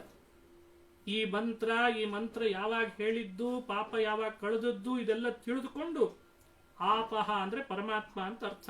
ಎಲ್ಲರನ್ನ ಪಾಲನೆ ಮಾಡುವವ, ಆ ಪಾಲಯತಿ, ಚೆನ್ನಾಗಿ ಪಾಲನೆ ಮಾಡ್ತಾನೆ ನಮ್ಮನ್ನ. ಆದ್ರಿಂದ ಆಪಹ, ನೀರಿನ ರೂಪದಲ್ಲಿದ್ದು ನಮ್ಮನ್ನ ಪಾಲನೆ ಮಾಡಿ ಪಾಪ ಕಳಿತಾನೆ ಅಂತ ಅರ್ಥ ಅದಕ್ಕೆ. ಇದನ್ನು ಚಿಂತಿಸ್ಬೇಕಲ್ವೇ? ಕರುಷ ಮಲದ ಅನ್ನೋ ಕ್ಷೇತ್ರಗಳನ್ನು ಉದ್ಧರಿಸ್ಬೇಕಲ್ವೇ? ಹಾಗಾಗಿ ವಿಶ್ವಾಮಿತ್ರರು ನೋಡಿದ್ಯಾ, ಇಂದ್ರನಿಗೆ ಪಾಪ ಕಳೆದದ್ದಪ್ಪ ಈ ಕ್ಷೇತ್ರ, ಇಂದ್ರ ವರ ಕೊಟ್ಟು ಹೋದ ಕ್ಷೇತ್ರನೋ ರಾಮ, ಎಷ್ಟು ಹಾಳು ಮಾಡಿದ್ದಾಳೆ ನೋಡು ತಾಟಕ್ಕೆ, ನೀನು ಅವಳನ್ನು ಸಂಹಾರ ಮಾಡಬೇಕು ಅಂತನ್ನಂತ. ಸರಿ ಅಂತ ಒಳಗೆ ಪ್ರವೇಶ ಮಾಡಿದ್ರು. ರಾಮ ಲಕ್ಷ್ಮಣರು ಒಳಗೆ ಹೋಗ್ತಿರ್ಲಿಕ್ಕೇನೆ ತಾಟಕ್ಕೆ ಯುದ್ಧಕ್ಕೆ ಬರ್ತಾಳೆ. ತಾಟಕೆ ಅಂದ್ರೆ ಯಾರವಳು? ಹಿಂದೆ ಒಬ್ಬ ಸುಯಕ್ ಒಬ್ಬನಿದ್ದಂತೆ. ಆ ತಾಟಕೆಯ ಮಹಿಮೆ ಹೇಳುವಾಗ ಹೇಳ್ತಾರೆ, ಒಬ್ಬ ಯಕ್ಷ, ಆ ಯಕ್ಷನಿಗೆ ತಾಟಕೆ ಹೆಂಡತಿಯಾಗಿದ್ದು ಅಂತ ಉಲ್ಲೇಖ ಮಾಡ್ತದೆ ರಾಮಾಯಣ. ಸುಕೇತು ಅಂತ ಒಬ್ಬ ಯಕ್ಷ ಇದ್ದ, ಯಕ್ಷನಿಗೆ ಹೆಂಡತಿಯಾಗಿ ತಾಟಕೆ ಇದ್ಲು, ಮಗ ಹುಟ್ಟಿದ್ದ, ಅವನಿಗೆ ಮಾರೀಚ ಅಂತ ಹೆಸರಿಟ್ಟಿದ್ದ. ಆದರೆ ಸುಕೇತು ಸತ್ತೋದ, ಯಕ್ಷ ಸತ್ತೋದ. ತಾಟಕ ಮತ್ತು ಮಾರೀಚರಿಬ್ರು ಅಗಸ್ತ್ಯ ಋಷಿಗಳ ಆಶ್ರಮದಲ್ಲಿ ಹೋಗಿ ಅಗಸ್ತ್ಯರಿಗೆ ಕಿರುಕುಳ ಕೊಡ್ಲಿಕ್ಕೆ ಶುರು ಮಾಡಿದ್ರಂತೆ. ಬಹಳ ಕಿರುಕುಳ ಕೊಡ್ಲಿಕ್ಕೆ ಶುರು ಮಾಡಿದ್ರು. ಸುಯಕ್ಷನ ಮಗಳಿವಳು, ಸುಂದನಿ ಕೊಟ್ಟು ವಿವಾಹ ಮಾಡಿದ್ರು. ಸುಂದ ಅಂತ ಇನ್ನೊಬ್ಬ ಇದ್ದ, ಸುಂದ ಅಂತ. ಸುಂದ ತೀರ್ಕೊಂಡ. ತಾಟಕ ಮತ್ತು ಮಾರೀಚರಿಬ್ಬರು ಸೇರಿ ಅಗಸ್ತ್ಯ ಋಷಿಗಳ ಆಶ್ರಮದಲ್ಲಿ ಹೋಗಿ ಅವರನ್ನ ಕಿರುಕುಳ ಕೊಡ್ಲಿಕ್ಕೆ ಶುರು ಮಾಡಿದ್ರು. ನೋಡೋ ತನಕ ನೋಡಿದ್ರು ಅಗಸ್ತ್ಯರು, ತಾಟಕೆ ಎಷ್ಟು ಕಿರುಕುಳ ಕೊಡ್ತಿದ್ದಾಳಲ್ಲ ಅಂತ ಅವಳಿಗೆ ರಾಕ್ಷಸಿ ಆಗುವಂತ ಶಾಪ ಕೊಟ್ಟು ರಾಕ್ಷಸಿ ಆದ್ಲು. ಮಗನೂ ರಾಕ್ಷಸನಾಗಿಬಿಟ್ಟ. ಹಾಗಾಗಿ ಅಗಸ್ತ್ಯ ಋಷಿಗಳ ಶಾಪದಿಂದ ರಾಕ್ಷಸರಾಗಿದ್ರು ಅಂತ ರಾಮಾಯಣ ಅವರ ಕಥೆಯನ್ನು ಉಲ್ಲೇಖಿಸ್ತದೆ. ಸುಕೇತುವಿನ ಮಗಳು ಸುಂದನ ಹೆಂಡತಿ ತಾಟಕೆ ರಾಕ್ಷಸಿ ಆದದ್ರ ಹಿಂದೆ ಅಗಸ್ತ್ಯರಂಥ ಮಹಾತ್ಮರನ್ನು ದ್ರೋಹ ಮಾಡಿದ್ದು ಕಾರಣ ಆಗಿದೆ ಅಂತ ಉಲ್ಲೇಖ ಮಾಡ್ತದೆ. ರಾಕ್ಷಸಿ ಆದ್ಮೇಲೆ ತಪಸ್ ಮಾಡಿದ್ಲಂತೆ. ಬ್ರಹ್ಮದೇವರು ವರ ಕೊಟ್ರು ಅಂತ 10,000 ಆನೆಗಳ ಬಲ ಪಡೆದಿದ್ಲು ಅಂತ ಹೇಳ್ತಾರೆ. ಅಂಥ ಬಲಶಾಲಿ ಆದ್ಲಂತೆ. ಅವಳೇ ರಾಕ್ಷಸಿ. ತನ್ನ ಸ್ವಭಾವಕ್ಕೆ ಅನುಗುಣ ಎಲ್ಲೆಡೆಯಲ್ಲೂ ರಾಕ್ಷಸಿ ಅಂದ್ಮೇಲೆ ನರಹಂತಕಿ, ರಕ್ತಪಾನ, ಅಲ್ಲಲ್ಲಿ ಭಯೋತ್ಪಾದನೆ, ತಪಸ್ಸಿಗೆ ವಿಘ್ನ, ಇದೆಲ್ಲ ಅವ್ರ ಕಾಯಕ. ಅದನ್ನೇ ಮಾಡ್ಕೊಂಡು ಅಡ್ಡಾಡ್ತಾ ಇದ್ಲು. ಅವಳು ಬಂದು ಕರುಷ ಮಲದ ಕ್ಷೇತ್ರಗಳನ್ನು ಆವರಿಸಿದ್ಲು. ಇಡೀ ಕಾಡಿಗೆ ತಾನು ಅಂತ ರಾಣಿಯಂತೆ ಆಳ್ವಿಕೆ ನಡೆಸಿಬಿಟ್ಲು. ರಾಕ್ಷಸರು ಅವಳ ಸೈನಿಕರಾದ್ರು. ಏನ್ ಮಾಡಿದ್ರು ಕೂಡ ಅವಳು ಅಲ್ಲಿಂದ ಬಿಟ್ಟು ಹೋಗ್ತಿರ್ಲಿಲ್ಲ. ವಿಶ್ವಾಮಿತ್ರರು ಬಂದು ರಾಮ ಲಕ್ಷ್ಮಣರಿಂದ ಆ ತಾಟಕೆಯ ಸಂಹಾರ ಮಾಡಿಸ್ಬೇಕು ಅಂತ ಕರ್ಕೊಂಡು ಬಂದಿದ್ದಾರೆ. ಯುದ್ಧ ಮಾಡ್ತಾ ಇದ್ದಾರೆ. ರಾಮ ಯುದ್ಧ ಮಾಡ್ತಿದ್ದ, ಲಕ್ಷ್ಮಣನು ಮಾಡ್ತಿದ್ದ. ಲಕ್ಷ್ಮಣನ ಕಡೆಯಿಂದ ಅವಳ ತುಟಿ ಹಾಗೂ ನಾಸಿಕಾಗಳನ್ನು ಕತ್ತರಿಸಿದ್ನಂತೆ. ತಾನು ಸ್ವತಃ ತಾಟಕೆ 2 ಕೈಗಳನ್ನು ಕತ್ತರಿಸಿದ. ಕೊಲ್ಲಲಿಕ್ಕೆ ಅಂತ ಇನ್ನೂ ಉದ್ಯುಕ್ತನಾಗಿಲ್ಲ. ಅಷ್ಟರಲ್ಲಿ ವಿಶ್ವಾಮಿತ್ರರು ಬಂದು ಹೇಳಿದ್ರಂತೆ, ರಾಮ ಏನು ಆಲೋಚನೆ ಮಾಡ್ತಾ ಇದ್ದಿ, ಕೊಲ್ಲವಳನ್ನ ಅನ್ನಂತ. ರಾಮ ಇನ್ನೂ ಅವಳನ್ನು ಕೊಲ್ಲಬೇಕು ಅಂತ ಬಾಣ ತೆಗೆದಿಲ್ಲ. ಏನೋ ಯೋಚನೆ ಮಾಡಿದಂತೆ ತೋರಿದ. ವಿಶ್ವಾಮಿತ್ರರು ಬಂದು ಹೇಳಿದ್ರಂತೆ, ಏನ್ ಯೋಚನೆ ಮಾಡ್ತಿದ್ದಿ, ಕೊಲ್ಲವಳನ್ನ ಅಂತ. ಆಗ ಒಂದ್ಸಲಿ ವಿಶ್ವಾಮಿತ್ರರನ್ನ ನೋಡ್ತಾನಂತೆ ರಾಮ. ರಾಮನ ಮನಸ್ಸಿನಲ್ಲಿ ಏನಿದೆ ಅಂತ ವಿಶ್ವಾಮಿತ್ರರು ಕೂಡ್ಲೆ ಅವನಿಗೆ ಉತ್ತರ ಕೊಟ್ರಂತೆ ತಿಳಿದು. ಇದೇ ನೋಡಿ ಅದ್ಭುತ. ವಿಶ್ವಾಮಿತ್ರರಂತಾರೆ, ನೀನ್ ಮಾಡ್ತಾ ಇರೋದು ಲೋಕಕ್ಕೆ ಕಲ್ಯಾಣ ಮಾಡುವ ಕಾರ್ಯ. ಹಾಗಾಗಿ ಇವಳನ್ನ ಹೆಣ್ಣು ಅಂತ ಭಾವಿಸಿ ಕೊಲ್ಲಬೇಡ, ಒಬ್ಳು ನರಹಂತಕಿ ಅಂತ ಭಾವಿಸಿ ಕೊಲ್ಲು ಅಂತ ಹೇಳಿದ್ರಂತೆ. ಲೋಕದಲ್ಲಿ ಹೆಣ್ಣು ಅನ್ನೋ ಕಾರಣಕ್ಕೆ ಯುದ್ಧ ಮಾಡದೇ ಇರೋದು ಸರಿ. ಆದ್ರೆ ಇಷ್ಟು ಜನ ಋಷಿಗಳನ್ನ, ಮುನಿಗಳನ್ನ, ಯಾತ್ರಿಕರನ್ನ ತಿಂದು ತೇಗಿದಾಳೆ. ಇನ್ನೂ ಮುಂದೆ ಹಾಗೆ ಬಿಟ್ರೆ ಎಲ್ಲರನ್ನ ನಿರ್ಮೂಲನ ಮಾಡ್ತಾರೆ. ಆ ಕಾರಣಕ್ಕಾಗಾದ್ರೂ ಅವಳನ್ನ ಕೊಲ್ಲು. ಇದನ್ನ ವಿಶ್ವಾಮಿತ್ರ ಋಷಿಗಳು ರಾಮನಿಗೆ ಹೇಳಿದ್ರು ಅಂತ ರಾಮಾಯಣದಲ್ಲಿ ಉಲ್ಲೇಖ ಮಾಡ್ತಾರೆ. ಹಾಗಾಗಿ ಮುನಿರೂಚೆ ತದಾ ರಾಮಂ ವನಿತಾವಧಲಜ್ಜಿತಂ ವತ್ಸ ಸಜ್ಜನ ಕೃತ್ಯೇಯಂ ಹನ್ಯತಾಂ ಹನ್ಯತಾಮಿತಿ. ವನಿತಾವಧಲಜ್ಜಿತಂ ರಾಮಂ ಮುನಿಹಿ ಊಚೆ. ಹೆಣ್ಣನ್ನ ನನ್ನ ಕೈಯಿಂದ ಕೊಲ್ಲಬೇಕಲ್ಲ ಅಂತ ಯೋಚನೆ ಮಾಡ್ತಾ ಲಜ್ಜಿತನಾಗಿದ್ದಂತೆ ರಾಮ. ವತ್ಸ ಸಜ್ಜನ ಕೃತ್ಯೇಯಂ ಹನ್ಯತಾಂ ಹನ್ಯತಾಮಿತಿ. ಇದು ಸಜ್ಜನರಿಗೆ ಬೇಕಾಗುವ ಕಾರ್ಯ ಆದ್ರಿಂದ ಅವಳು ಹೆಣ್ಣು ಅನ್ನೋದು ಮುಖ್ಯ ಅಲ್ಲ, ಅವಳು ಮಾಡಿದ ದುಷ್ಟತನ ಎಷ್ಟು ಅಂತ ಯೋಚಿಸು. ಹಾಗಾಗಿ ಹನ್ಯತಾಂ ಹನ್ಯತಾಮಿತಿ ಅಂತ ಹೇಳಿದಾನೆ. ಇದು ರಾಮಾಯಣದಲ್ಲಿ ಹೇಳುವಂಥ ಮಾತು. ಇವತ್ತು ರಾಮಾಯಣದ ಬಗ್ಗೆ, ರಾಮ ಮಾಡಿದ ಈ ತಾಟಕೆ ವಧೆ ಬಗ್ಗೆ ಬಹಳ ಜನ ತಪ್ಪಾಗಿ ತಿಳಿತಾರೆ. ಹೆಣ್ಣು ಅಂತೂ ನೋಡ್ದೇನೆ ರಾಮ ತಾಟಕೆಯನ್ನು ಕೊಂದುಬಿಟ್ನಲ್ಲ ಅಂತ. ಏನಷ್ಟು ದಡ್ಡನೆ ರಾಮ, ನಿಮ್ ಬಾಯಿಗೆ ಸಿಕ್ಬಿಟ್ಟ ಅಂತ ಹೇಗ್ ಬೇಕಾದ್ರೂ ರಾಮಾಯಣದಲ್ಲಿ ನಿಮಗೆ ಹೇಗ್ ಬೇಕೋ ಹಾಗೆ ಬರ್ಕೊಳ್ಳೋದೆ. ಆಲೋಚನೆ ಮಾಡ್ರಿ. ವನಿತಾವಧ ಲಜ್ಜಿತಂ ಅಂತ. ವನಿತಾವಧ, ವನಿತೆಯನ್ನು ವಧೆ ಮಾಡಬಾರ್ದು ಅಂತ ಸುಮ್ಮನೆ ಇದ್ದಂತೆ. ಅದು ಲಜ್ಜಿತಂ, ಒಂಥರ ನಾಚಿಕೆ ಪಟ್ಕೊಳ್ತಿದ್ದಂತೆ. ಲಕ್ಷ್ಮಣ ಮಾಡಿದಾನೆ, ನಾನು ಕೈ ಕತ್ತರಿಸಿದ್ದೇನೆ 2. ಲಕ್ಷ್ಮಣ ಅವಳ ಮೂಗು ಕತ್ತರಿಸಿದಾನೆ, ಸಾಕೇನೋ ಅಂತ ಅವಳಾಗಿ ಹಿಂತಿರುಗಿ ಹೋಗಿದ್ರೆ ಬೇರೆ, ಇನ್ನೂ ಯುದ್ಧ ಮಾಡ್ತೀನಿ ಅನ್ನೋ ಹಾಗೆ ಬರ್ತಿದ್ಲಂತ. ಅಲ್ಲಿ ಕೈಗೆ ಸಿಕ್ಕಿದ್ದ ಮರಗಳನ್ನು ಎಸಿತಿದ್ಲು, ಕಾಲಿನಿಂದ ಎಸಿತಿದ್ಲು. ಅವಳು ಸುಂಟ್ರ ಗಾಳಿಯ ರೂಪದಿಂದ ಬರ್ತಿದ್ಲು. ಇಡೀ ಗಾಳಿಯ ರೂಪದಲ್ಲಿ ಬಂದು ಧೂಳಿನ ಮಳೆನೇ ಸುರಿಸ್ತಿದ್ಲು. ಬೆಟ್ಟ ಗುಡ್ಡಗಳನ್ನ ತನ್ನ ಮುಖದಿಂದ ಬರ್ತಿರುವಂತಹ ಬೆಂಕಿ ಕಿಡಿಗಳಿಂದ ಮೈ ಮೇಲೆ ಹಾಕ್ತಾ ಇದ್ಲು. ಸುಮ್ಮನೆ ಇದ್ದ, ಆಗ್ಲಿ ಹಾಕ್ಲಿ, ಏನೇನು ಹಾಕ್ತಾಳೆ ಹಾಕ್ಲಿ ಅಂತಿದ್ಲು. ಯಾಕೆ? ವನಿತಾ ವಧಲಜ್ಜಿತಂ, ಸ್ತ್ರೀ ವಧೆ ಆಗ್ಬಾರ್ದಲ್ಲ ಅಂತ. ಆದರೆ ವಿಶ್ವಾಮಿತ್ರ ಹೇಳಿಬಿಟ್ರು, ವತ್ಸ ಸಜ್ಜನ ಕೃತ್ಯೇಯಂ ಹನ್ಯತಾಂ ಹನ್ಯತಾಮಿತಿ.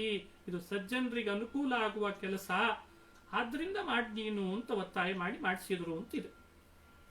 ಇದು ರಾಮಾಯಣದಲ್ಲಿ ನಡೆದಂತಹ ಮತ್ತೊಂದು ಪ್ರಸಂಗ. ನಮಗಿದ್ರಿಂದ ಬಹಳ ತಿಳುವಳಿಕೆಯನ್ನು ಕೊಡ್ತದೆ ರಾಮಾಯಣ. ಅವಳು ತಾಟಕೆ ಮೇಲ್ನೋಟಕ್ಕೆ ರಾಮಾಯಣದ ಪ್ರಕಾರ ಕೇವಲ ಸುಕೇತುವಿನ ಮಗಳಷ್ಟೇ, ಸುಂದನ ಹೆಂಡತಿ. ನಿಜವಾಗ್ಲೂ ಅದ್ರ ಒಳನೋಟಕ್ಕೆ ಮೂಲ ರಾಮಾಯಣ ನೋಡಿದ್ರೆ ಬೇರೆ ರೀತಿ ಚಿಂತನೆ ಕೊಡ್ತದೆ. ಅವಳು ಊರ್ವಶಿ ಅಂತ ಒಬ್ಳು ಅಪ್ಸರೆ. ದೇವಲೋಕದಲ್ಲಿ ಅವಳು ಮಾಡಿದ ಅಪರಾಧಕ್ಕೆ ಶಾಪದಿಂದ ತಾಟಕೆ ಆದ್ಲಂತ. ಶಾಪದಿಂದ ತಾಟಕೆಯಾಗಿ ರಾಕ್ಷಸಿಯಾಗಿ ಅಲಿತಾ ಇದ್ದಾಳೆ. ಅವಳನ್ನು ಕಳಿಸ್ಬೇಕೋ ಬೇಡ ಸ್ವರ್ಗಕ್ಕೆ? ಸ್ವರ್ಗದಲ್ಲಿರಬೇಕಾದ ಅಪ್ಸರೆ ಭೂಮಿಯಲ್ಲಿ ರಾಕ್ಷಸಿಯ ದೇಹದಲ್ಲಿ ಅಪರಾಧದ ಶಿಕ್ಷೆ ಅನುಭವಿಸ್ಲಿಕ್ಕೆ ಬಂದಾಗ ಸ್ವರ್ಗಕ್ಕೆ ಕಳಿಸ್ಬೇಕಷ್ಟೆ. ಅದು ಮಾಡಬೇಕಾದ ಕಾರ್ಯ ಬೇರೆಯವರಿಂದ ಸಾಧ್ಯವೂ ಇಲ್ಲ. 10,000 ಆನೆ ಬಲ ಬ್ರಹ್ಮವರದಿಂದ ಅವಧ್ಯಳಾಗಿ ಬಂದ್ಬಿಟ್ರೆ ಯಾವ ಋಷಿ ಮುನಿಗಳು ಅವಳನ್ನು ಏನ್ ಮಾಡ್ತಾರೆ? ಬರೀ ದುಃಖ ಅನುಭವಿಸ್ಬೇಕಷ್ಟೆ. ಹಾಗಾಗಿಯೂ ಕೂಡ ರಾಮ ಅನ್ನೋ ಅವತಾರ ಹೀಗೆ ದೇವಲೋಕದಿಂದ ಶಾಪವನ್ನು ಅನುಭವಿಸ್ಲಿಕ್ಕೆ ಬಂದವರನ್ನ ಪುನಃ ದೇವಲೋಕಕ್ಕೆ ಶಾಪ ಮುಕ್ತಿಗೊಳಿಸಿದ ಅವತಾರ. ಹೀಗೆ ರಾಮಾವತಾರವನ್ನು ಆಲೋಚನೆ ಮಾಡ್ರಿ, ಚಿಂತನೆ ಮಾಡ್ರಿ. ಇದು ನಮಗೆ ಹೇಳಿಕೊಡುವ ರಾಮಾವತಾರದ ತಿಳುವಳಿಕೆ. ಅಂತೂ ಅವಳು ಶಾಪ ಮುಕ್ತಿ ಆಯಿತು, ಅವಳನ್ನು ಕಳಿಸ್ತಾನೆ ಅಂತ ವ್ಯಾಖ್ಯಾನ ಮಾಡ್ತದೆ. ಅವಳೇ ತಾಟಕೆ ಮುಂದೆ ಪುನಃ ಅವಳೇ ತಾಟಕೆ ಮುಂದೆ ಪೂತನೆಯಾಗಿಯೂ ಬಂದ್ಲು ಅಂತ ಕಥೆ ಇದೆ. ಅಂತೂ ಅವಳನ್ನ ರಾಮ ಒಂದೇ ಬಾಣದಿಂದ ಸೀಳ್ದ ಅಂತ ಕಥೆ ಹೇಳ್ತಾರೆ. ತಾಟಕ ಸಂಹಾರ. ತಾಟಕೆಯ ಸಂಹಾರ ಅನ್ನೋದು ನಮ್ಮ ಬದುಕಿನಲ್ಲಿ ನಾನಾ ರೀತಿಯಾದ ತಾಟಕೆಯರು, ಭಯೋತ್ಪಾದಕರು ಹುಟ್ಟುಕೊಳ್ತಾ ಇದ್ದಾರೆ ಇವತ್ತು. ನಮಗೂ ತಾಟಕೆಯ ವಿಘ್ನ ಬಹಳ ಇದೆ ಅವಳಿಂದ. ಎಷ್ಟು ಜನ ತಾಟಕೆಯರಿದ್ದಾರೆ ನೋಡ್ರಿ ಇವತ್ತು. ಅದು ಬೇರೆ ಬೇರೆ ರೂಪ ತಾಳಿರ್ತಾರೆ, ಗೊತ್ತಾಗಲ್ಲ ಅಷ್ಟೇ. ಅವಳೊಂದು ರೀತಿ ನರಹಂತಕಿ, ಈಗಲಂತೂ ಸಾಕಷ್ಟು. ಅವಳು ಆವಾಗ ಒಬ್ಬಳೇ ತಾಟಕಿ, ಈಗ ಎಷ್ಟು ಜನ ತಾಟಕಿಯರು, ಅಬಾಬಾಬಾಬಾ. ಒಬ್ರು ಆಕ್ಸಿಜನ್ ವಯರೇ ಕತ್ತರಿಸ್ಬಿಡ್ತಾರೆ, ಪೈಪ್ ಲೈನೇ ಕತ್ತರಿಸ್ತಾರೆ. ಒಬ್ರು ಆಕ್ಸಿಜನ್ ಸಿಗದಂತೆನೆ ಮಾಡ್ತಾ ಇದ್ದಾರೆ. ಇನ್ನೊಬ್ರು ಸಿಕ್ಕದ್ದನ್ನು ಕೂಡ ಇಲ್ಲ ಅಂತ ಹೇಳ್ತಾರೆ. ಒಬ್ರು ವೆಂಟಿಲೇಟರ್ ಇಲ್ಲ ಅಂತ ಹೇಳ್ತಾರೆ. ಅಂತೂ ಇಂತೂ ಎಷ್ಟು ಥರದ ತಾಟಿಕೆಯ ಸ್ವಭಾವದವರು, ನರಭಕ್ಷಕರು, ನರಹಂತಕಿಯರು, ಇವತ್ತು ರಕ್ತ ಮಾಂಸದ ಹಪಹಪಿಸುವವರು, ನಾನೊಬ್ಬ ಬದುಕಿದ್ರೆ ಸಾಕು ಅಂತ ಇಡೀ ಕ್ಷೇತ್ರವನ್ನೇ ಆವರಿಸಿ ತಂದೆ ತಾನು ಅಂತ ಮಾಡಿಕೊಳ್ಳೋ ಸ್ವಾರ್ಥಿಗಳು ಎಷ್ಟು ಜನ ಇಲ್ಲ. ಇಂಥವರ ಸಂಹಾರ, ಇಂಥವರಿಗೆ ಶಿಕ್ಷೆ ಇದು ಆಗಬೇಕಾದದ್ದೇ ಅಲ್ವೇ? ಹಾಗಾಗಿ ರಾಮಾಯಣ ಕಾಲದಲ್ಲಿ ಮಾತ್ರ ತಾಟಕೆಯ ಸಂಹಾರ ಅಲ್ಲ, ಇದು ಎಲ್ಲಾ ಕಾಲದಲ್ಲೂ ತಾಟಕೆಯರಿರ್ತಾರೆ. ರಾಮನಂತಹ ಬಲಶಾಲಿಗಳು ಇಂಥವರ ಸಂಹಾರ ಮಾಡಿ ಎಲ್ಲ ಸಜ್ಜನರಿಗೆ ಶಾಂತಿಯನ್ನುಂಟು ಮಾಡಬೇಕಾದದ್ದು ಅಂತ ಸಂದೇಶ ಕೊಡ್ಲಿಕ್ಕೆ ರಾಮ ಇಂಥ ಅದ್ಭುತವಾದ ಕಾರ್ಯ ಮಾಡಿದಂತೆ. ಇದು ನಾನು ಸೂಕ್ಷ್ಮವಾಗಿ ಹೇಳಿದೆ. ಇದನ್ನು ಎಷ್ಟು ಥರ ಅಪ್ಲೈ ಮಾಡ್ಕೊಳ್ಬೇಕು, ಬುದ್ಧಿವಂತಿಕೆಯಿಂದ ನಾವೇ ನೋಡ್ಕೊಳ್ಬೇಕಷ್ಟೆ. ಹೀಗೆ ತಾಟಕ ಸಂಹಾರ, ರಾಕ್ಷಸರ ಸಂಹಾರ, ಅದರಿಂದ ಮತ್ತೆ ವಿಶ್ವಾಮಿತ್ರ ಯಜ್ಞಕ್ಕೆ ಅನುಕೂಲ ಆಯಿತು. ಯಜ್ಞ ಮಾಡಿದ್ರು ವಿಶ್ವಾಮಿತ್ರ ಮುನಿಗಳು ಅಂತ ಕಥೆ ಮುಂದುವರಿತದೆ. ಮತ್ತೆ ನಾಳೆ ದಿವಸ ರಾಮನ ಚರಿತ್ರೆಯಲ್ಲಿ ಬರುವ ಬೇರೆ ಬೇರೆ ರಾಕ್ಷಸರ ಸಂಹಾರದ ಜೊತೆಗೆ ಅಲ್ಲಲ್ಲಿ ಉಂಟಾದ ಭಕ್ತರ ಮೇಲೆ ಅನುಗ್ರಹ, ನಮ್ಮ ಮೇಲೆ ತೋರುವಂತಹ ಸಂದೇಶಗಳು, ಜಾನಕಿ ಕಲ್ಯಾಣ, ಅಹಲ್ಯ ಉದ್ಧಾರ, ಮೊದಲು ಅಹಲ್ಯ ಉದ್ಧಾರ, ಆಮೇಲೆ ಜಾನಕಿ ಕಲ್ಯಾಣ, ಆಮೇಲೆ ಪರಶುರಾಮ ರಾಮರ ಜೊತೆಯಲ್ಲಿ ನಡೆದಂತಹ ಒಂದು ಯುದ್ಧ, ಅಲ್ಲಿ ನಡೆದ ಘಟನೆಯಿಂದ ತಿಳಿಬೇಕಾದ ಸಂದೇಶಗಳು, ಅದನ್ನೆಲ್ಲ ನೋಡೋಣ. ಇವತ್ತಿಗೆ ಇಲ್ಲಿಗೆ ಮುಕ್ತಾಯ ಮಾಡ್ತಾ ಇದ್ದೇನೆ. ಶ್ರೀಕೃಷ್ಣಾರ್ಪಣಮಸ್ತು. ಹರಯೇ ನಮಃ. ಲಕ್ಷ್ಮೀನಾರಾಯಣ ಭಜನಾ ಮಂಡಳಿಯ ವತಿಯಿಂದ ನಡೀತಾ ಇರುವಂತಹ ಶ್ರೀಮದ್ ರಾಮಾಯಣದ ಪ್ರವಚನದ ಜ್ಞಾನ ಯಜ್ಞದಲ್ಲಿ ಎಲ್ಲ ಶ್ರೋತೃಗಳು ಭಾಗವಹಿಸ್ತಾ ಇದ್ದಾರೆ. ಹಾಗಾಗಿ ಲಕ್ಷ್ಮೀನಾರಾಯಣದ ಭಜನಾ ಮಂಡಳಿಯ ಸದಸ್ಯರಿಗೂ ಬೇರೆ ಎಲ್ಲ ಶ್ರೋತೃಗಳಿಗೂ ಕೂಡ ತಾಟಕ ಸಂಹಾರ ಮಾಡಿದಂತಹ ಸೀತಾಪತಿ ಶ್ರೀರಾಮಚಂದ್ರ ನಮಗೂ ಕೂಡ ಇವತ್ತು ಆ ವಿಘ್ನಗಳನ್ನು ಪರಿಹರಿಸಿ ಅನುಗ್ರಹಿಸಲಿ ಅಂತ ಶ್ರೀಕೃಷ್ಣ ಅರ್ಪಣಮಸ್ತು. ಹರಯೇ